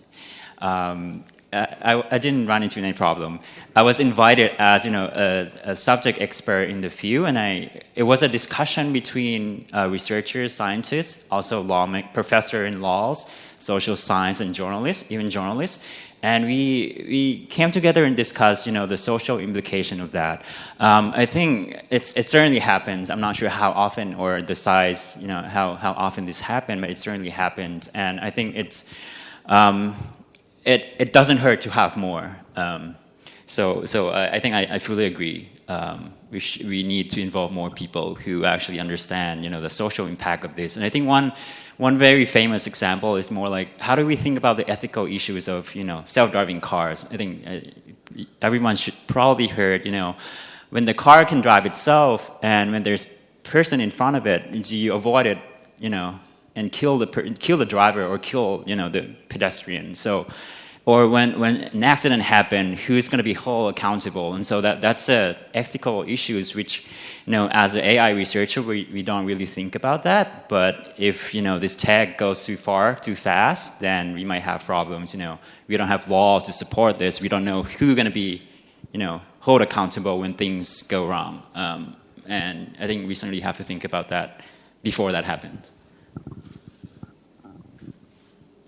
Yes. So I think one point that I like very much about his comment is that he said it's our responsibility to make sure that people understand what AI and machine learning is. Right? Yes.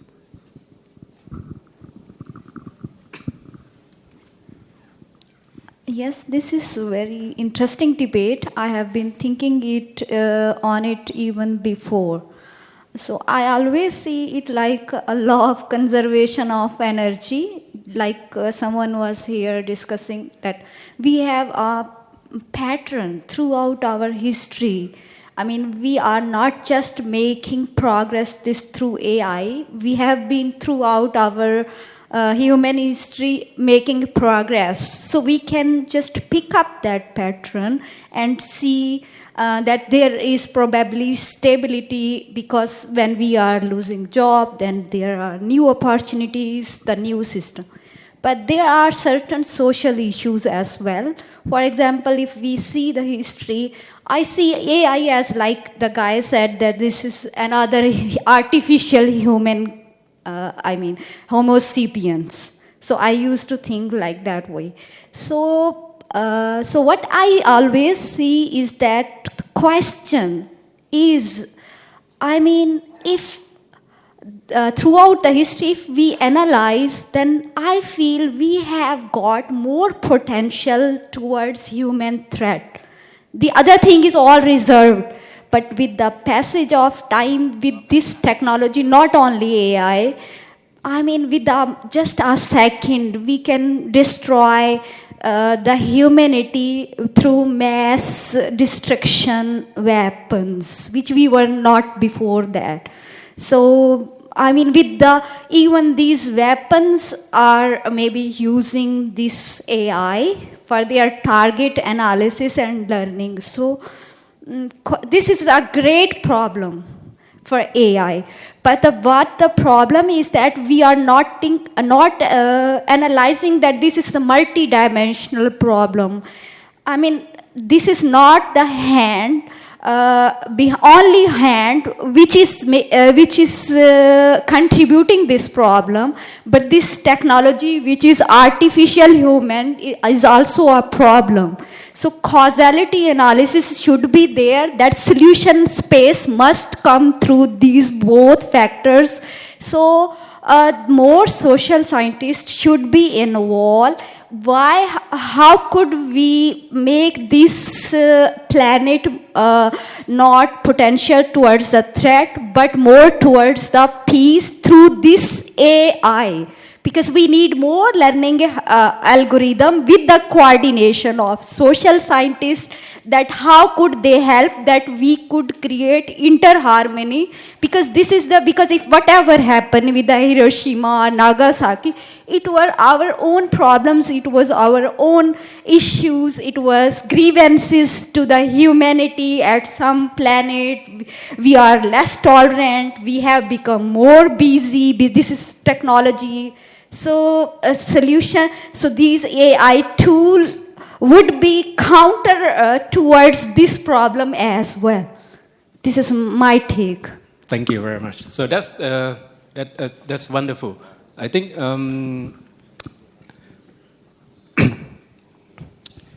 so what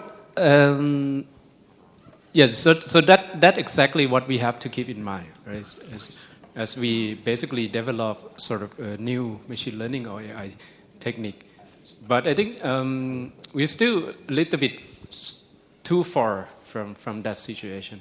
But it's important to have a discussion once in a while to remind us of what we are doing. And that exactly, I think, the motivation for us why we need to build a more responsible AI or machine learning, right? And yeah, so maybe, so Ajahn Sarana, you want to add something? So you have a question, okay. Okay. Can I? Yeah, maybe. I think you're in the queue. So I just have a quick question that, knowing that all the panelists have the background or the interest in AI, do you think that AI community is truly free in doing what they want to do at this point when the field has been growing and has re-engaged the public, free in a sense to eventually drive the area to a direction governments and regulatory authorities may not want?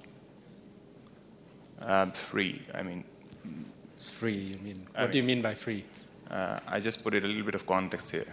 Okay. Free in from the influence of the governments and regulatory authorities that may influence the way we, normal people in AI may want the field to go in some way. Any comments? I mean, personal insight on this from you?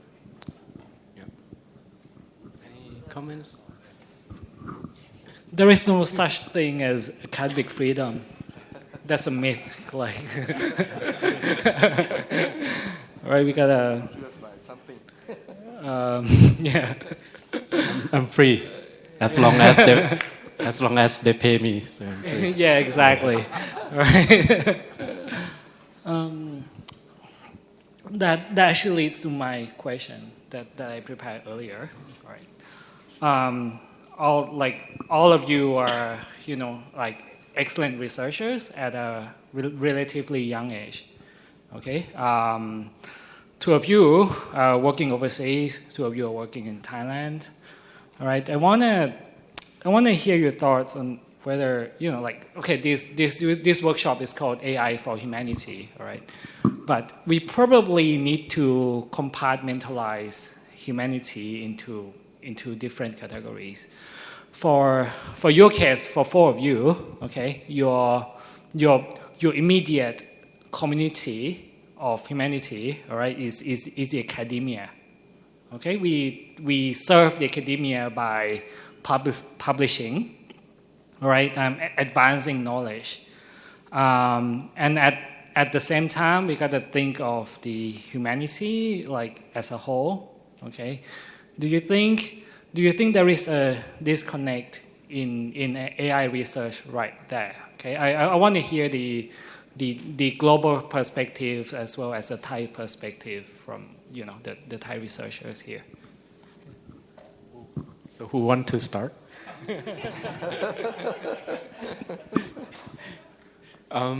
So maybe let me start then. So I think personally, sorry. Sure. Okay. So of course I think there's a disconnect between like the academia and the humanity. And this disconnect, I wouldn't say the disconnection. So I would say a gap in knowledge, right? And that's exactly why we need to do research. So I'm a research scientist. So the reason I do research is because I'm curious. That's the main reason, and the whole motivation for me to do research. But I mean, basically, when I publish paper, I don't really think a lot about the impact it has in the society. So what I only, care about is whether it's answer the question that I'm interested in, like whether it's satisfy like the research question or hypothesis that we set up at the beginning of the research projects. So I think that's my take. Is that I would say that's my role in this whole community, right? So I cannot, as a single person, I don't think I can do much. I cannot solve everything, but at least I can make sure that I'm doing that part well enough that whoever is using my work can use it. Either good or bad, can use it in a very effective way.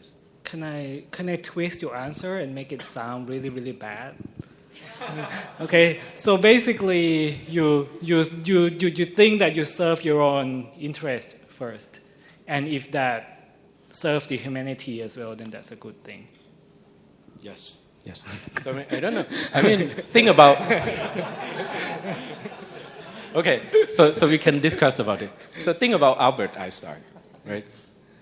His research is excellent, but that's basically led to one of the enormous mistake in human history, right? Atomic bomb.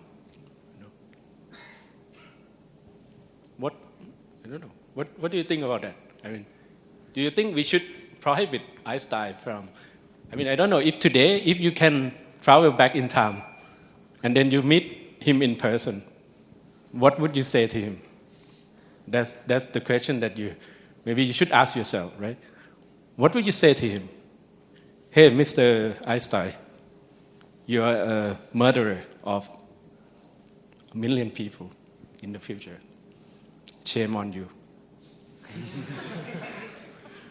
Would you say that to him, or would you say, "Oh, Mr. Einstein, thanks a lot for your contribution to the societies. We have gained a lot from your knowledge," right? So there's two sides, right, to this story.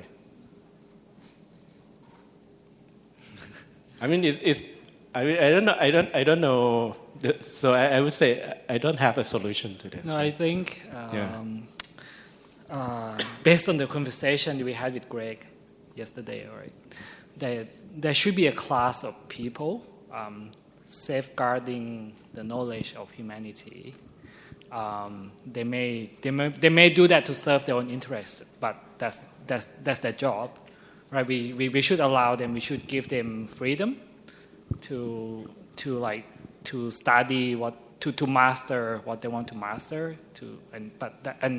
And we pay them well to do that because humanity needs people like you, okay, to actually safeguard the knowledge. Okay, so yeah. So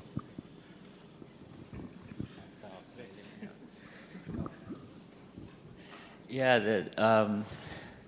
the question was about regulation too, right? Whether government should regulate.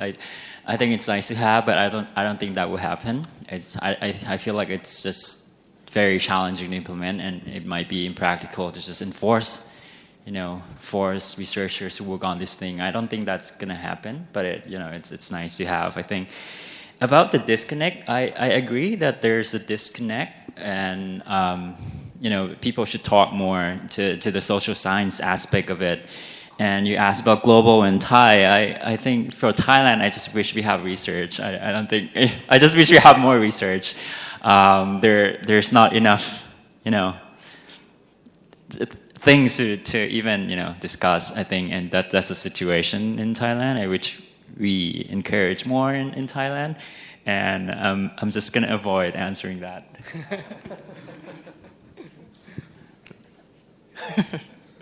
So yes, I think there's a disconnection. I guess probably everybody here agrees on the panelists. So as for me, when I do research, I tend to set the research topic to address some issue, or set it in such a way that the result can be applied in real world somehow.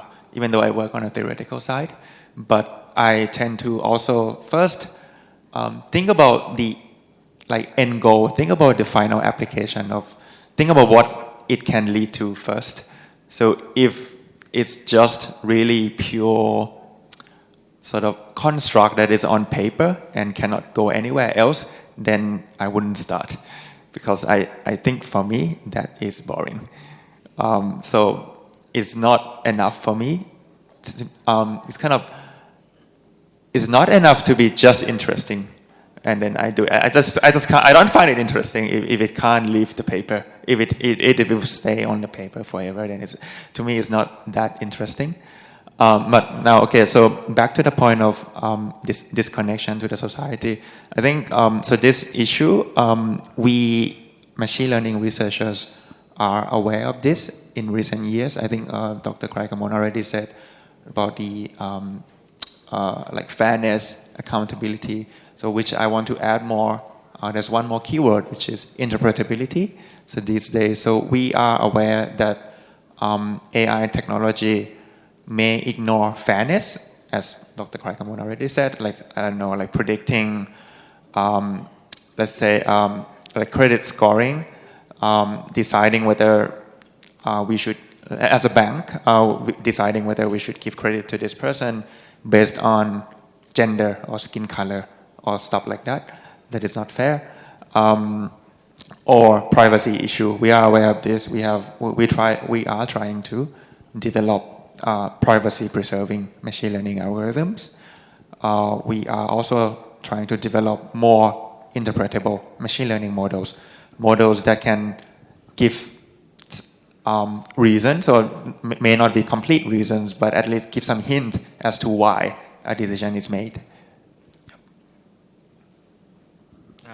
About the disconnect, I don't think there's a disconnect in terms of the overseeing like governments, at least in Thailand, because I think now if you want to write a grant for any field of study, you probably want to add some kind of AI or ML in it, which makes us very busy, as in people come to us every day pretty much to like, let's collaborate, and we're like, we can't be a ninja and be everywhere.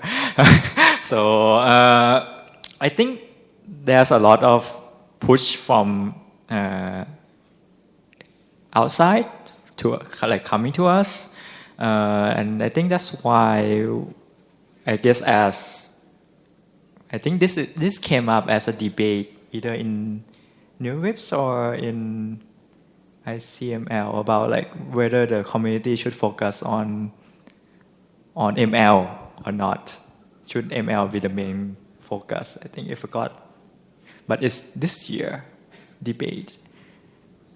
Yeah, very recent, and I think one of the key takeaway was like, oh, we should develop MLs, and hopefully someone else will go use it. And for at least for Thailand, I think now we have a real lack of personnel that can help spread ML or AI to other fields, because when you want to work on like any kind of field, you need, well, everybody probably know data science, you need domain expertise, right? And getting that takes some time. Every time I start a new project with a random field of study, for example, I work with a geology professor studying rocks, and it took me a year meeting with her every week to get something out of it, and that work is not that great yet. And so this, from my perspective, I think it's not scalable. Right? It's not scalable to us go everywhere. I think it's better to just help train them or their students, because I think that's a more scalable solution. And I think a lot of people trying to establish this ML workshop or anything like that, like ours as well, right? I think that we are going somewhere, at least. I'm not sure how it will actually, at the end, what the end product will be, but hopefully we'll get there. So I guess I shouldn't say I was trying to avoid that question. I think that's a very important one. But related to his answer, I think researchers, when problems happen, I think researchers also, my case, like fake video, I think researchers also have to be very responsible for, when we talk to people like from social sciences, they will be the one who point out all the implications that can happen with our technology. But the people who can, the best people who can come up with the best technical way to countermeasure that would be us, would be the researchers. So I think if you guys are eventually a scientist or researcher, you should be also responsible for helping them to come up with a technical solution, because we're the one who can reverse engineer our algorithm. We're the one who understand everything, and that sort of should be, our main responsibility to help to contributing back to make sure that this stuff doesn't go to hell. Okay, thanks. So I think there's one problem, or maybe you want to add something? It has to be quick, Widow. Yeah, it will be quick. So okay. I feel like this whole discussion was like, at the beginning of the talk, you talk about, hey, how many people think this talk going to be about the positive side of AI, but we spend most of the time talking about the negative side of the AI somehow. But no, that's true. That's true. So I just want to, a quick question. Like, I see like a lot of potential of AI in terms of AI for non-profit, like how AI can benefit those people. Like, I just want to know whether, you guys have worked with those people before or to help them understand AI and, implement them in their organizations. Okay, so I think regarding the positive side of AI, that will be your job this afternoon. Okay. Right? So because this afternoon you get to do the workshop on AI humanities, and we hope that you work on the positive side of AI, not the positive one. Yes, yes. This is actually very good because in this discussion on talking about negative aspects, we have identified the problems. And in the positive side, we have to put the same AI to solve these negative problems which are the outcome of this AI. Right. So that's we this afternoon. So and thanks a lot for bringing that up. So I think the last problem we have now is that we are hungry, and that's so we cannot use AI to solve that. So our solution is to go for lunch. And I think to close this panel discussion, I want to remind everyone of, I think I don't know if you know this Kranberg law of technology. So he said technology is neither good nor bad, nor is it neutral. And so it's up to the people who use technologies. And I think it's applied also to AI and machine learning. And okay, so thanks a lot. Thanks to our panelists and also all the participants for your opinions. So I hope you enjoy your lunch. And I hope we can extend this discussion also during lunch. Thank you. ค่ะก็ขอบคุณนะคะ thank you you guys and now we are going to have lunch at the V building and for the afternoon session I want to divide to the two groups for the school tours. One of the group will go with Nong Som for Thai people and for non-Thai people and the who came from with Chula will go with me. And now we should have go to lunch. Don't follow me. So hello again, everyone.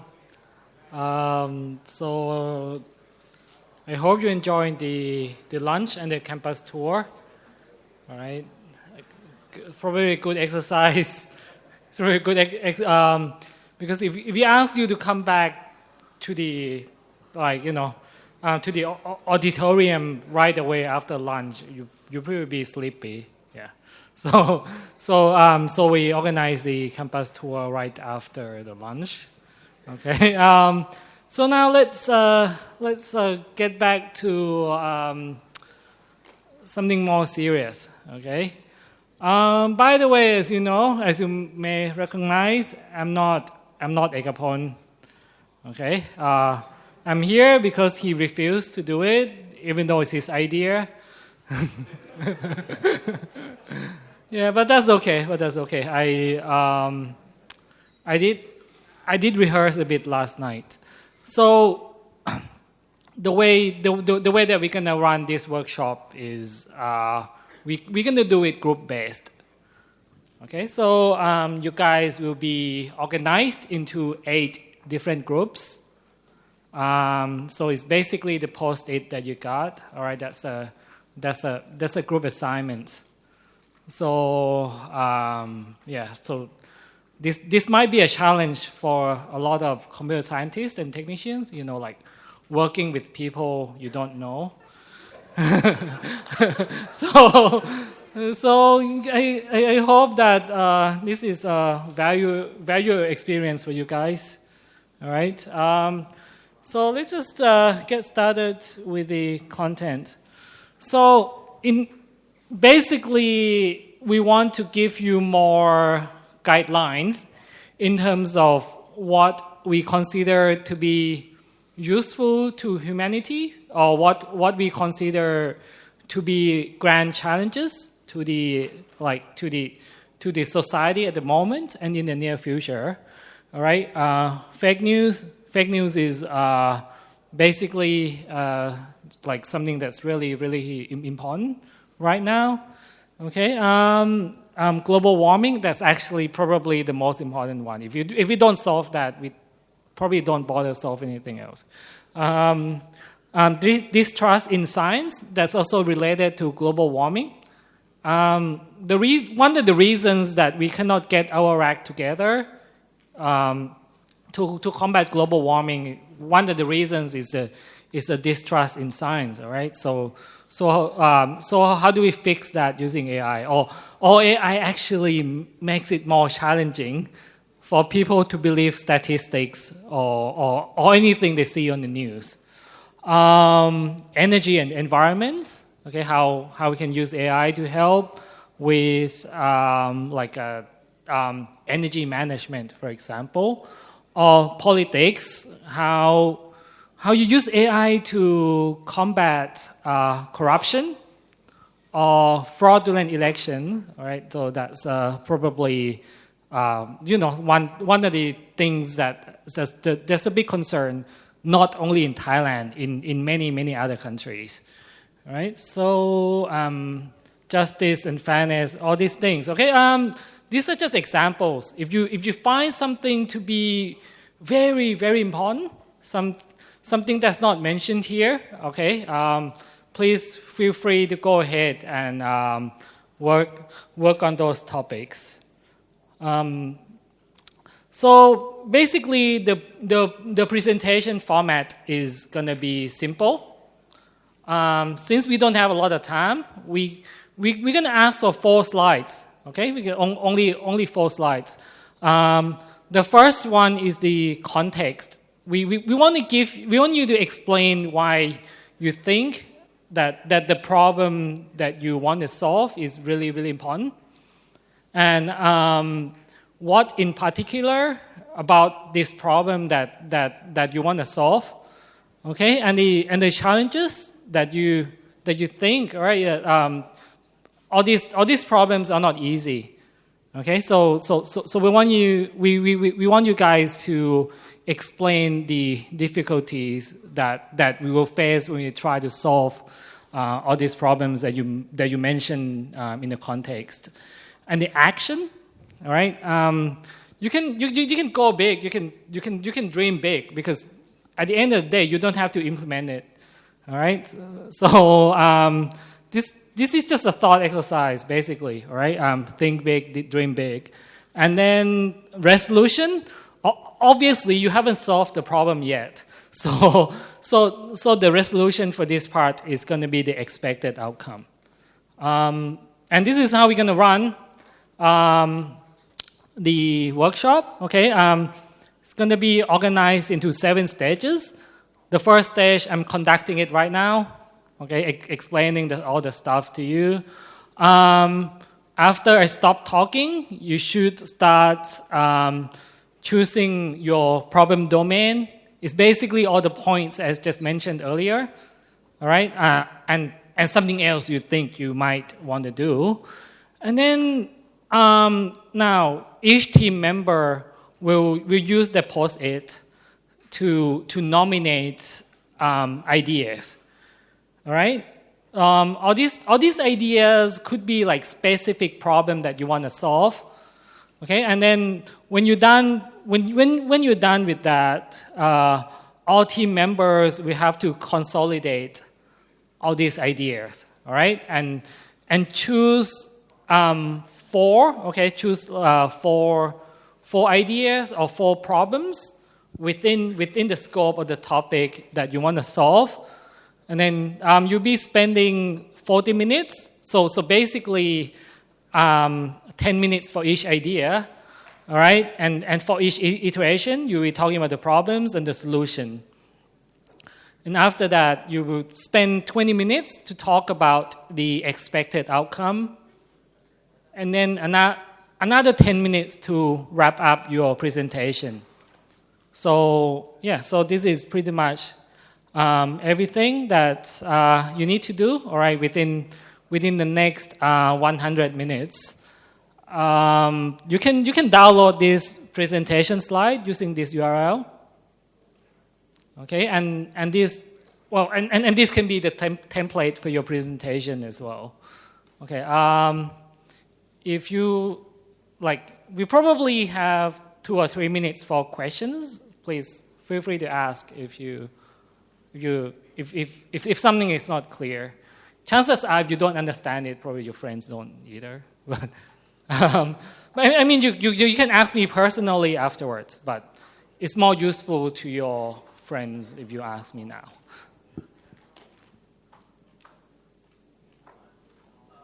Yep. What do you expect to see at the end of the workshop? Just some nice ideas, organized into these 4 sections. Yeah, just ideas, all right? I'm not going to ask you to promise you're going to go home and like, fix what you propose. This is just a pretty formalized thought exercise, okay?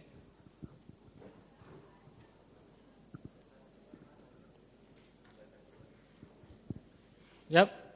How am I gonna know where my group members are? Oh, okay. You have your number, all right? There's flipboards with numbers. Gather there. That's the space. Okay, yeah, thanks. All right, so all these flipboards are numbered, so you can go to the one with matching number as opposed to it. We don't have numbers here yet. What are these? No. Wait, no. Those have numbers. Oh, okay. We're not using the ones in front. Okay, no. We don't worry about these flipboards. Everything is at the back. Okay, there are only 8 groups. So if you get group 9, that means there is a mistake. Okay. So yeah, please, gather around the flipboard assigned to your group. Go.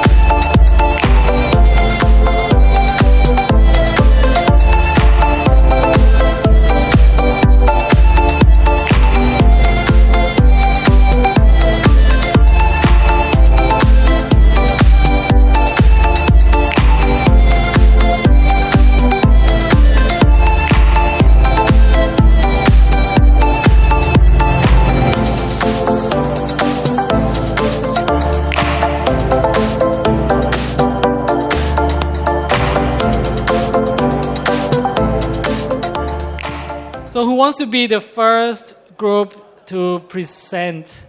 First group.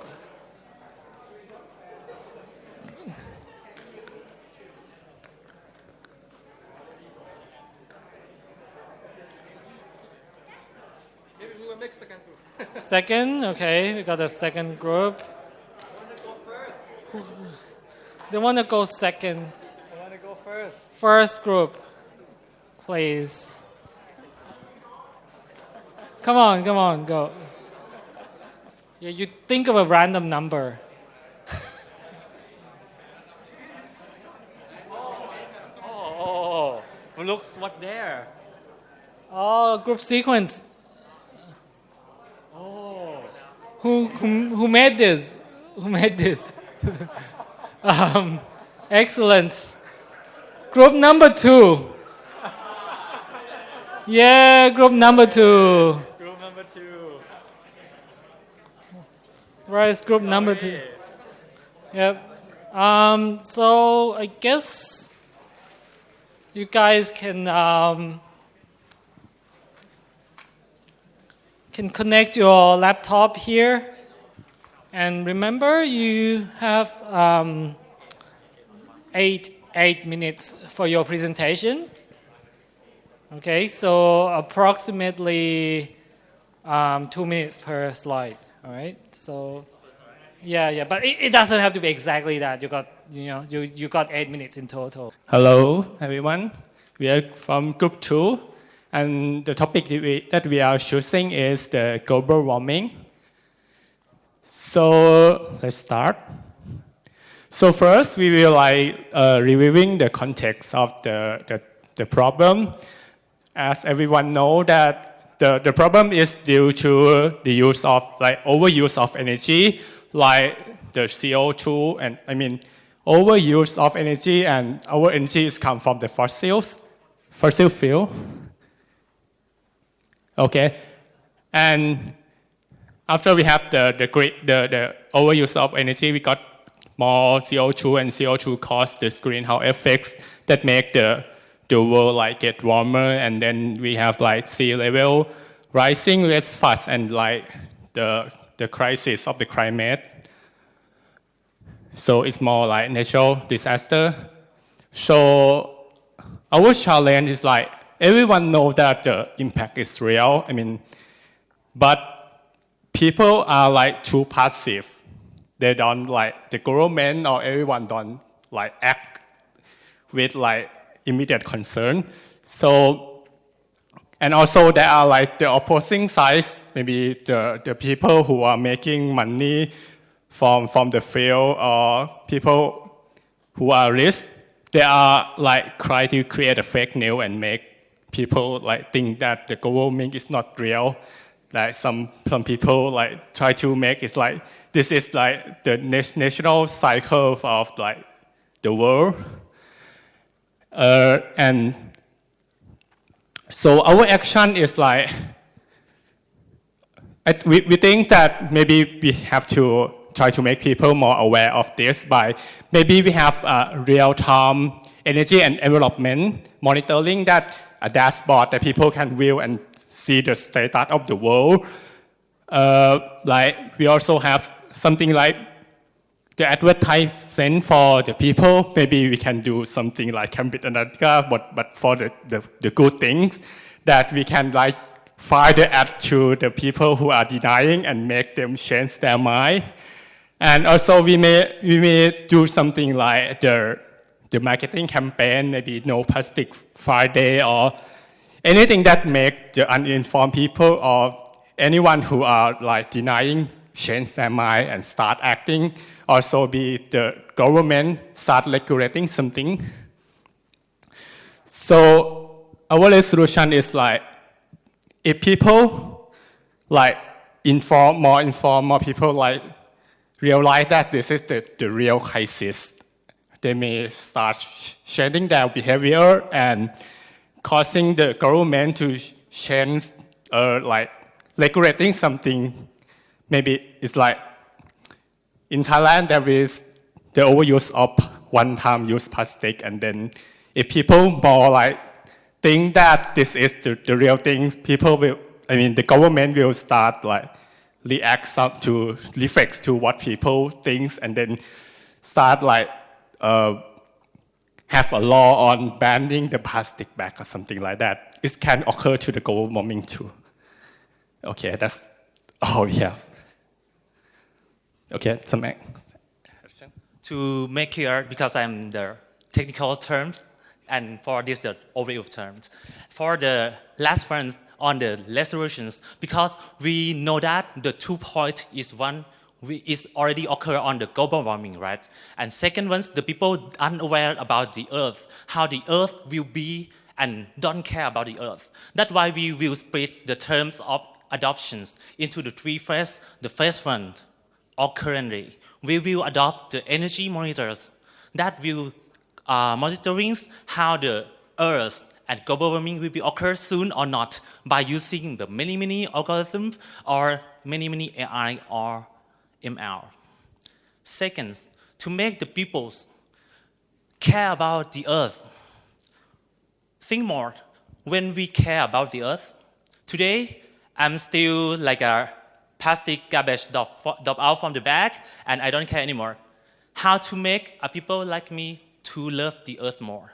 So we got the campaign, the many things to make the social impact by using the social media or other things to use the chat messengers. To make this, we need the corporate by the government or the other companies or the around the world of institutes to boost up the people to make more manner or aware about the earth. That is the second phase. For the third phase, we don't care anymore because it's already solved in two topics. The first one, energy monitoring, and can solve the global warming currently. Second one, we can make the people aware about the earth and how the global warming will be affected. And for the third, every people, do to love the earth. And once the back shift will be occur, that one or the bad guy will be change my mind. That is our concept of our group number 2. So this idea cannot create only one because our team have many specialists. In case of the AI or the technical of the energies or the technical of electricities, because it's all integrated to create this project. Once you buy push up the MLRS 2016 for. Okay, thank you.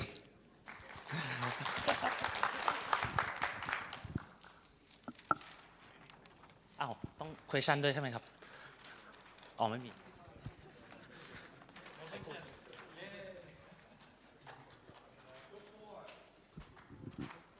Group 4. Okay, hi guys. We're from group number 4. So the problem that we chose is about fake news.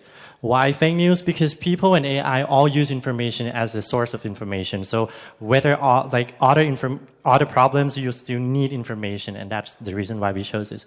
There is a large volume of information on social media every day generated, and fake news can spread like wildfire on social media. So once it's spread, it's really hard to stop it. Right, and if you use that information on people or on AI, you're just gonna have like biased AI or misinformed people, right? And fake news can drive our society into chaos. As you can see, that the political problems comes a lot from fake news, but whose responsibility to do the burden of proof of those fake news? So like you can share information very quickly, but once you know that the information is fake, how can you do about that, right? And who's going to be responsible for proving that that's the fake news, right? And people on social media, most of the time, they cannot be identified. So when you share the fake news for like 3 or 4 layers, it is really hard to trace back who is the original sources of information. So the challenge that when we discuss is like no one can actually prove whether the news is fake or not, because like in terms of science you can actually prove somewhat, but in terms of like information that people share, it might be fake for some group of people but not like fake in the other group of people. And where is the source of fake news, right? If you cannot identify the source, it's really hard to identify whether the news are fakes or not. And who actually benefit from fake news? Because most of the time when you share fake news, there are some people that actually really benefit from that fake news, and they really want that fake news to keep going, to have more share. And there are also various types of fake news. For example, like total fabricated news, or just omitted information from the news, and people can translate it totally different.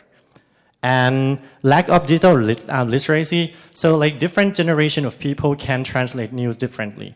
And also like we have a different immune system to fake news. For example, like younger generation, they can be more curious about news, but older generation, if you say that, your friend shared the information to you, you would totally share that information saying that this source is can be trusted, right?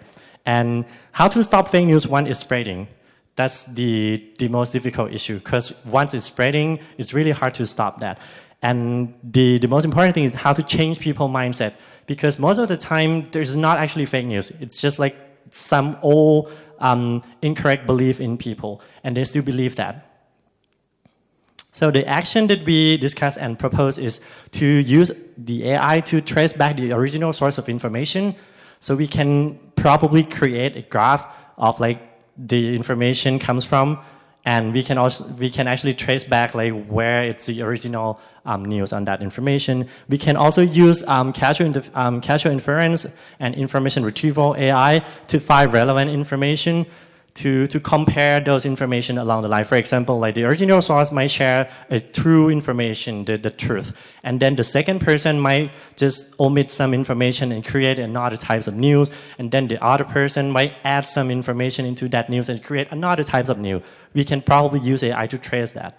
And also we can create a plugin or an application to tag fake news on social media. So when to give like confidence or trust score or the sources of information and also more relevant information. So the problem that we are trying to solve is not to stop the fake news. We're just trying to give more information to people that they can decide for themselves whether that news are fake or not. And this is just the mock-up of the idea. So like, for example, if you see posts, you can actually like use your cursor, hover on that post, and they will have like an information saying that what's the score of this. And you can trace back the source, and you can get more information, relevant information on that topic to see whether that information can be trusted or not. The resolution, we believe that the news or shared information will be more reliable in the future because people can see the score before they share. And they can help people to rethink before they really share the news, right? So you can stop the news from spreading. And you can help people to become more educated by getting more like relevant, useful, and powerful information before they decide to share something. Because they can click on that and see, hey, for example, like coffee is bad for health. Coffee is good for health. You decide for themselves, right? You get more information before choosing. And you can help people develop critical thinking skill. So we can actually teach people at the same time as they use this to get more information before they do something. And we hope to reduce conflict happening around the world right now, especially like political conflict. And that's the most important thing. We can solve other problems on the chart, like just global warming, other problems. Most of the time they come from fake news, right? You can say like, if we can stop this, we can probably stop other problems too. Thank you very much.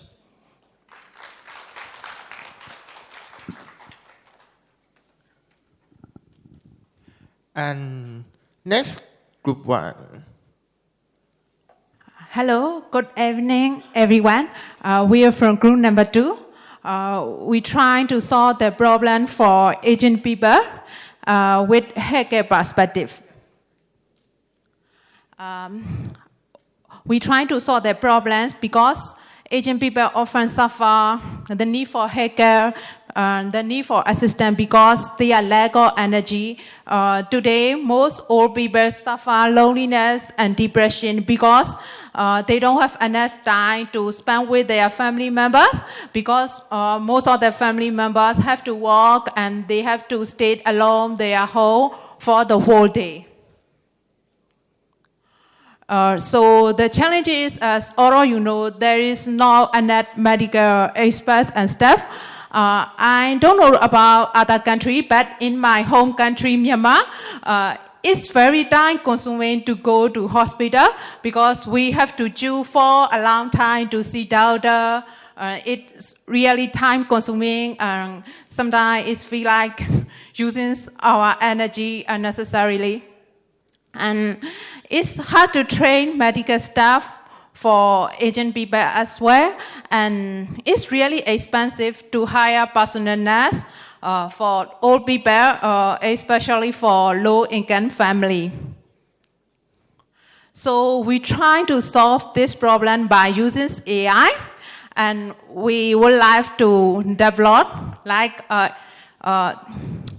Siri application. Maybe old people can ask for help related with their healthcare problem, and maybe they can get assistance by their virtual doctor.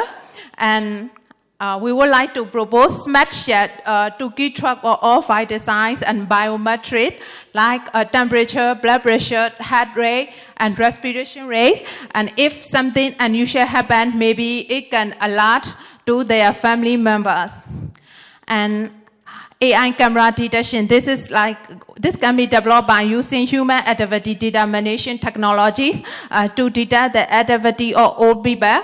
If they fell down or if something unusual happened, it would alert to their sons or daughter, like if this person is something unusual happen, or maybe automatically connect to emergency or hospital.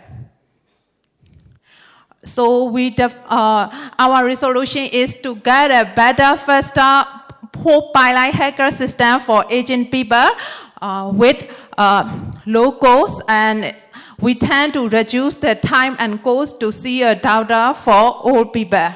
Thank you so much.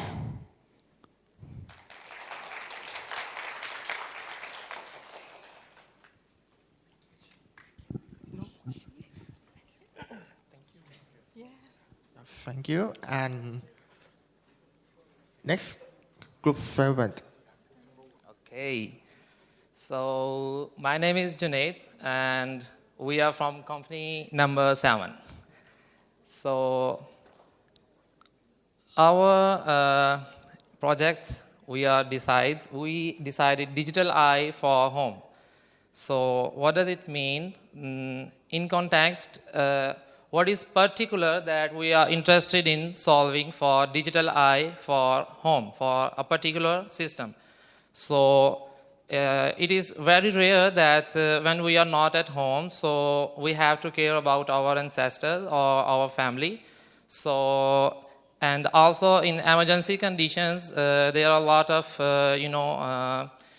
problems when we just have a call from our home that, hey, where are you? Is your mother dying? Maybe he has a heart attack or something like these emergency conditions. So we are trying to build a system, or we just propose that can easily, can easily solve these type of conditions. So what are the challenges in that project we are going to face? How is it difficult for us to present or make this project happen successfully? First of all, there may be thieves. We have to detect the face, but many of the thieves cover their face with some mask, so it is a challenge. So then we have to go maybe something to the action recognition side or gait recognition to check whether the thief is in the database or not. And there is other challenge, that is every room or every home has its own environment, its own architecture. So it's also a challenge in our project. So yeah, and then they might go on electricity. So it's also a problem with illuminance, light problems. And the final one is the most, important one. Nowadays, our ancestors don't want to dig into the technology, so it's also hard for us to show this technology to them and tell them, hey father, please use this technology. So it's also hard for us to tell them to go in this way. So what are our actions in this? We propose AI solution which can capable of tracking objects or surveillance videos, and on abnormal activities it's going to make an alarm, and we are also gonna have some notification on maybe mobile or on our webs using emails. So we are also having our model is also capable of calling to us that, hey, that person is in this hospital and he is in the emergency room. So finally, what is the impact of our project? Expected impact and conclusion. More safer houses or communities, in this way we are going to build. And we are also having less crime rates by developing or implementing this project. And finally, we can also improve the way of life. So thank you very much. Hallelujah.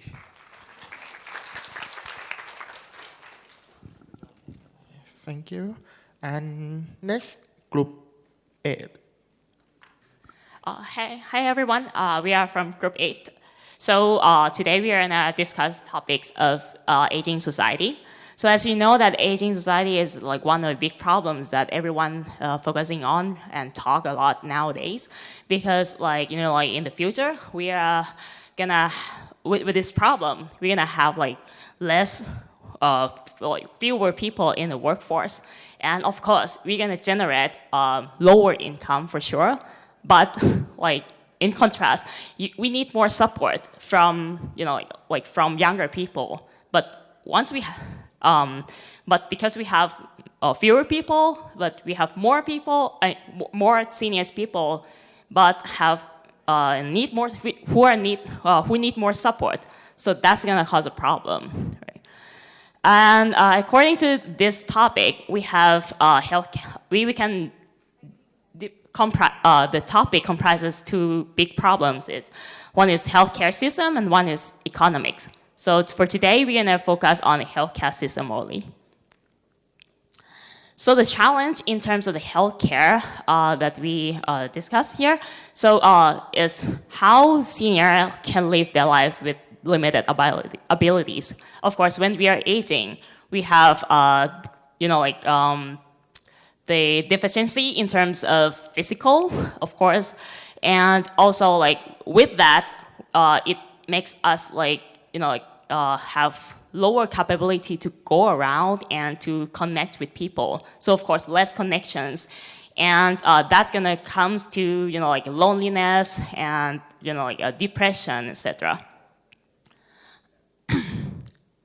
So next, how are we gonna help? How are we gonna take the action for this problem? So in terms of physical, so how are we gonna maintain that physical body to be like good as younger people? So first we can implement something like smart city or robotics. So to make sure that we have like all equipments and process and systems that help them along the way. For example, the exoskeleton, where we can help them if they have difficulty of like walking or moving their body, a self-driving car to drive them around and get them traveling. And last thing is like IoT at home or city, so where we can get some alert, like detect some if something happens, we can trigger the alert to police, to their kids, or to the hospital to take action accordingly. So the next one is biomedical technology for anti-aging. For example, we can fix something at the stem level to make sure that to refresh the cell so that they can physically live longer. And then the last one that we want to discuss is the mentality. So how we can make them happy. Like loneliness is one of the big problems. We can implement some AI as a pet for them. Or you can imagine using something like Amazon Echo, where and put it and to learn your to talk to you, like to talk to their kids and to learn the stereotype of their kids and also the characters. So when their kids are not at home, we can put the Amazon Echo with the parents, and then let the parents talk to the Amazon Echo, so that they don't feel lonely anymore. Because what Amazon Echo or something like that does is, so it's gonna learn the characters of the people that they are talking to. So if you're not here, if you're not with your parents, you can use this technology to to represent you, and that can reduce some loneliness from them a little bit. Sorry. Oh. Can you go back? Okay, got it. Thank you. So the last one is about the resolution. So in conclusion, if we implement all of this, seniors can live with themselves and drive the economics. So they are independent. They can be independent from their kids, and also they can, still generate income to the countries and the world, because they can do stuff as they can when they were young. And at the end of so we will not have the problem that we mentioned earlier before, that we are concerned about losing money from from fewer in workforces, and then lower lower GDP, etc. All right, thank you.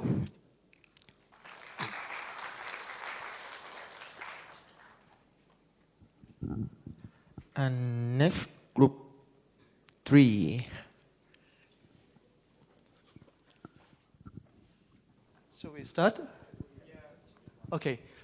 Hello, everyone. My name is Ye. I'm from Myanmar, but I'm now working at the NECTEC as a visiting professor. So I will give one or two slides for our group, group number 3. So we select the topic, hate speech detection for Myanmar, because this is a really practical case, and it's also a serious problem in Myanmar, and not only for Myanmar. Actually, it's a good topic for NLP researcher and AI researcher. So that's why we started this topic. Well, let me go a little bit further more. Okay. Maybe some of all of you, or I don't know, most of your people may already notice the problem with Facebook, right? And Facebook and Myanmar. Recently, actually, we got one of the NGO project together work with Facebook. And the main problem is they want to detect hate speech in Myanmar language. But the problem is in Myanmar, we have a lot of languages. Actually, in detail, we have 132 languages in Myanmar. So some of the languages are using Myanmar characters. Some of the languages are using alphabet. Some of the languages are using Chinese character. We have a lot of variety of languages. So Facebook also requires some native researcher to, at first, we have to make some kind of language detection. So this is a kind of challenge. And as you all know, this problem can be a good business model, and that also is a really, really challenge. So let me go for challenge. So as I told you, this is the map of Myanmar. We have a lot of tribes. Of course, mainly the main language is Myanmar language. But as I mentioned, there are varieties of languages. Even we cannot communicate each other. And as you all know, there are some problem near the Bangladesh. And we also have several problems relating to religious. Some are relating to the tribe between, and so this is a really serious. It's also image for Myanmar country. So as a researcher, and all we decided to select. This is a really challenging topic for us. And in technical point of view, so at first we consider this is low resource languages. So it means we have a very limited data, dictionary, and annotated corpus very limited. So for the data collection, we have to spend several months, and we need many manual work and manual annotation process, and of course, data validation. And as a technical point of view, we try to get a semantic or meaning level from the test. It's a kind of AI, related to AI subject, so it's a part of language understanding. That's why we select this topic. But we have to plan to solve some challenges for this one. Let me pass.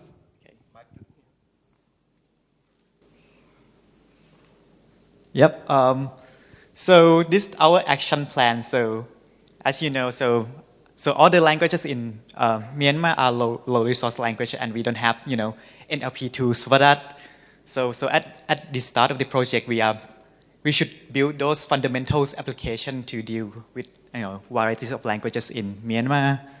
And so yeah, I talked to Dr. Ye and I found out that Burmese has the same problem as Thai language. So there's no spaces between words. So we have to build word tokenizer as well. Yep. Next, we're gonna talk about data collection. Hi, for the data collection, as my friend told me, Facebook is the main communication channel in Myanmar. So we're gonna collect the data from Facebook, and for the label, we're gonna have like negative and positive label. For the negative one, we choose the data that the post on the Facebook that get many report. So we add this like the negative one, and for the positive one is like the normal one. Okay. All right. For the next is build the model. It's quite hard for non-NLP guys to talk on this topic. All right. But what we think is because the Myanmar languages, we have like over 100 languages within one country. And we have like very small, as I know, small corpus. So we have to do something like transfer learning first from other languages. This might help to like build a model that understand the language. But we have to choose the right one that to transfer the knowledge, because some language in Myanmar is very close to Thai, and some might close to Chinese, and some might have share alphabet with English. So it's still quite hard.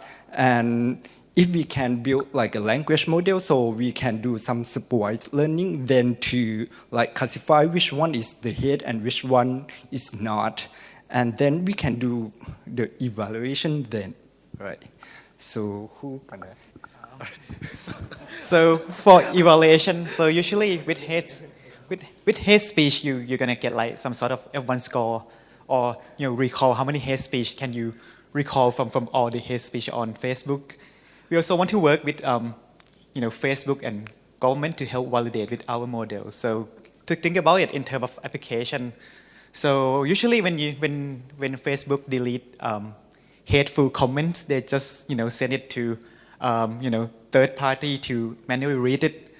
So imagine sifting through 10,000 and thousands of comments every day. It would be hard, right? So if we have a system that detect which one is likely to be more hateful, it would help a lot with their work, I guess. And also, we can also help work with Facebook and government to come up with policy to make some intervention on hate speech and reduce violence.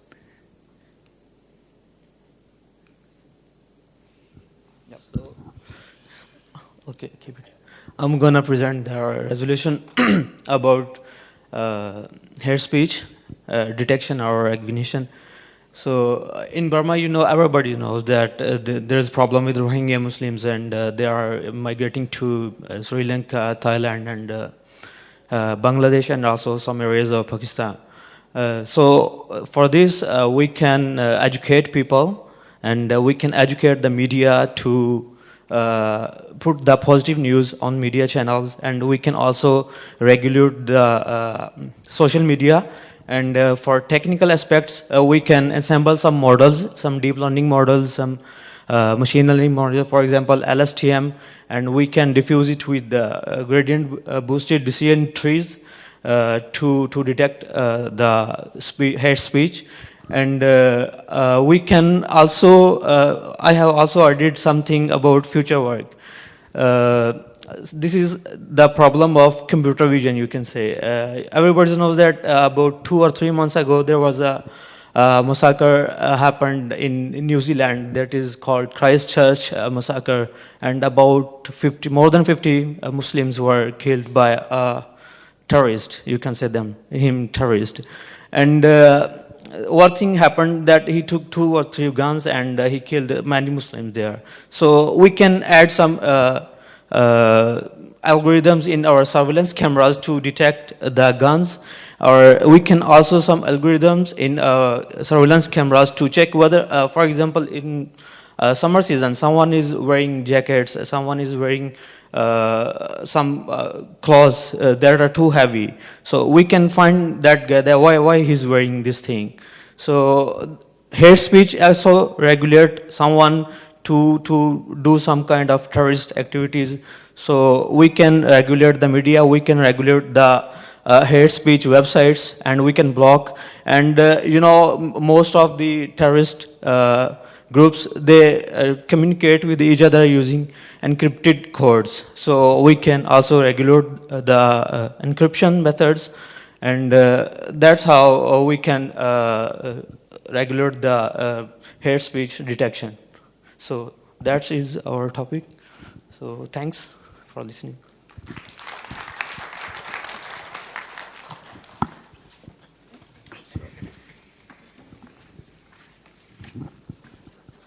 And next, group 5. Okay. Our group 5 have selected a theme that is popular for today, which is aging society and healthcare. Okay. Start from the context about aging society. Why should we care? Because every country in developing country and Thailand, we are approaching to the aging society where there is more senior people and there will be less young worker who will get income money. So there is a problem that less people can pay the tax to the government. And for the healthcare, which there will be less people who spend money for the healthcare because the government have limited budget from the tax, and also the old patients, they also have limited budget to pay to the medical. And also the number of healthcare personnel like doctor and the nurse will be decreased. Okay, and these are the challenge in aging society in terms of healthcare. In the supply side, which we mean the medical personnel, they need to spend long time for the training.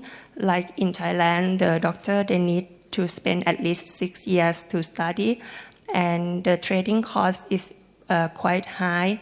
And also the medical knowledge, it have to be updated regularly. So even the doctor have graduated for a long time, they have to keep update with the newly used drug or the new disease.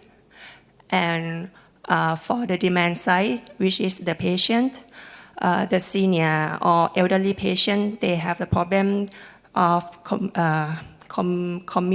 commuting to the hospital because some people, they cannot travel by themselves.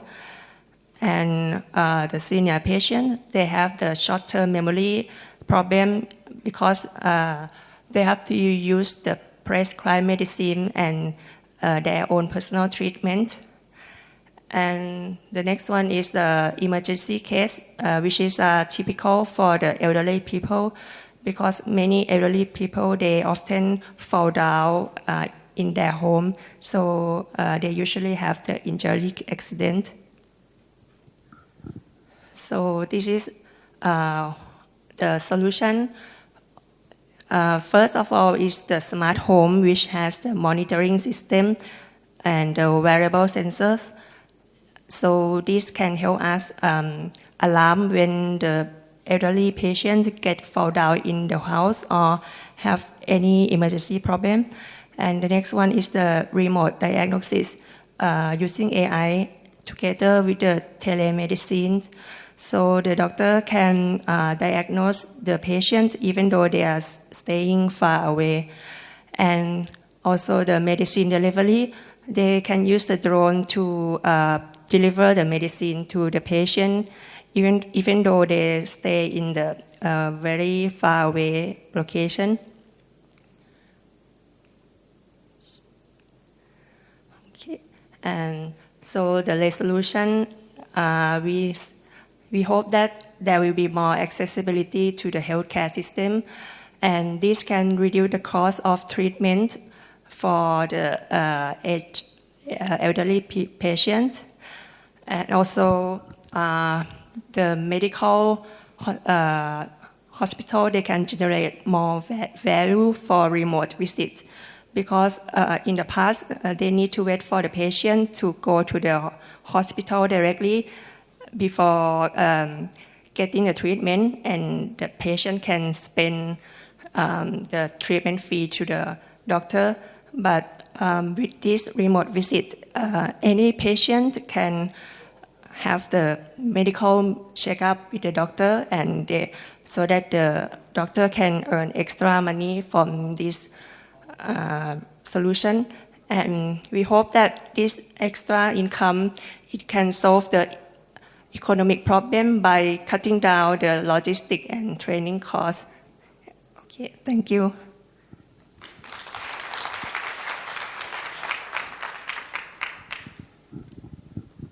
Thank you. And the last group 6.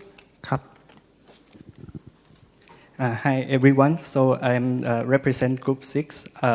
So by the way, my name is Pratpyong Wisan, and I am from Rajamangala University of Technology, Lanna in Chiang Mai. And today I'm going to present what we discussed in the topic of AI for humanity. So our group decided to choose, I believe, the same topic as Group 4, I think, which is fake news. So you might see some similarity between our ideas and theirs. To keep the context of this topic, so fake news are very common nowadays because of the how easy it is to spread information in the through the digital media. So you can simply make a Facebook post, and then other people could share your post, and it would, if you post fake news, then it would spread like Wi-Fi in a couple of days. So the fake news is an important issue. We believe it is important because it could cause actual damage to people. It could mislead people and also cause damage, and could, in some cases, induce hate among a group of people. So we don't want people to make a bad decision and causing bad to the society. And fake news could come in many different forms. Could come in text or even images or video. And we could also classify fake news in the degree of fakeness. So it could be completely forgery, 100% fake, or it could be partially fake information mixed with some truth, or omitted truth, or it could also be just like a sarcasm or satirical content, which is not intended to be, which is not malicious, but also concerning. For instance, I think some of you may have heard of the anti-vaxxer movement that started in the US. So I don't know where it began, but some people start saying things like vaccination is evil, vaccination should be stopped because it is like it's a conspiracy theory that it is a collaboration between the US government and the pharmaceutical company to trick people into vaccinating their children and just pay money. But that actually caused a lot of damage, not only in the US, because I think that there's a news that in Japan, like some old ancient unknown disease start to re-emerge in their country because people stop taking vaccination, and then they become susceptible to this disease. And that's also the case of like the tweet messages from about fake news from certain presidents of the country.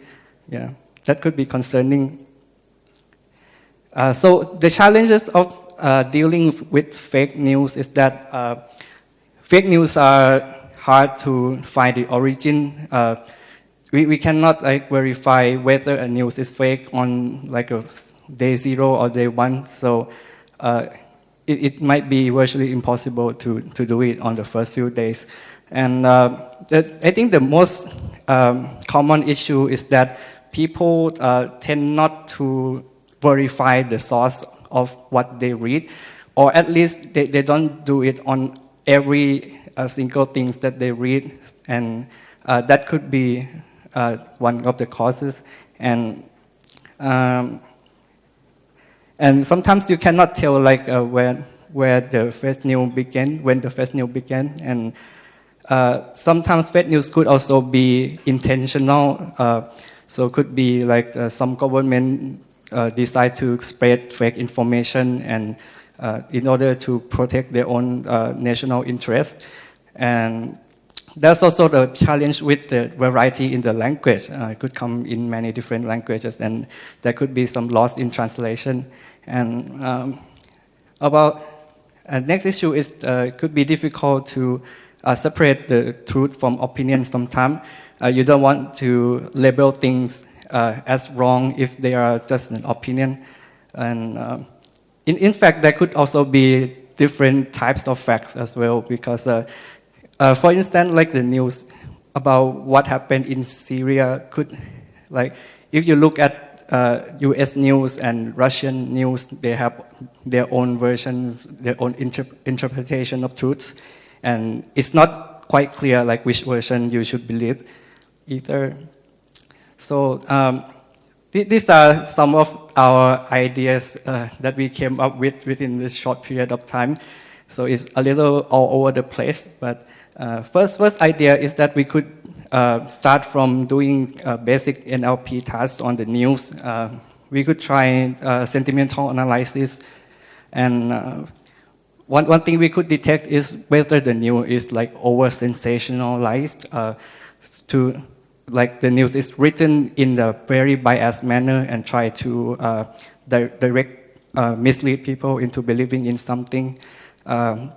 We could do like detections of the statements that detection of statement in the news text that needs to be verified.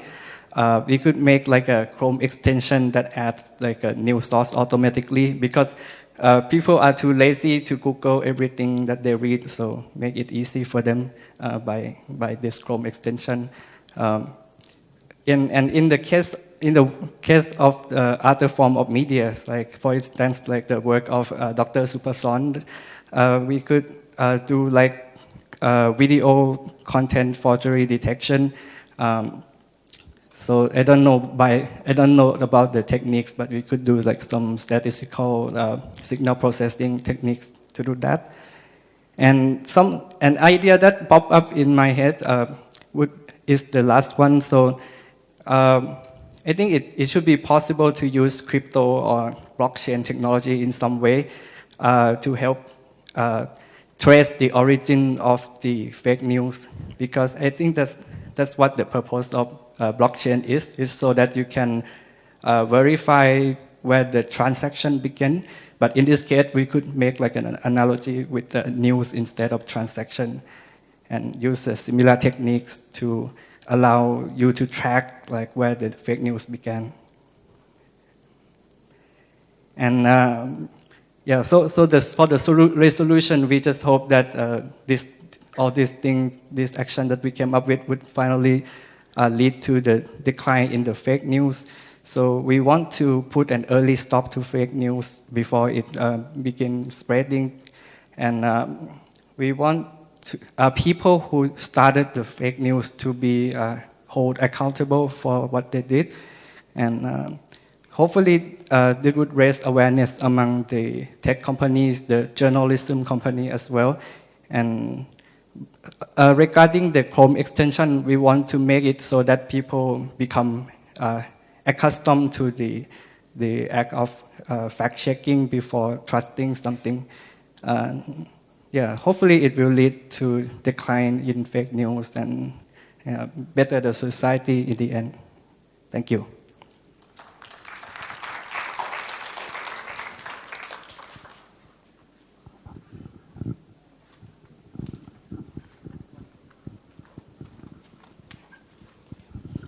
is that positive enough? Right? We were complaining about whether there's a lot of negativity in today's sessions. So I hope everybody enjoyed those, right? Those last 10 minutes of presentation. One thing before we go, we would like to take a group picture.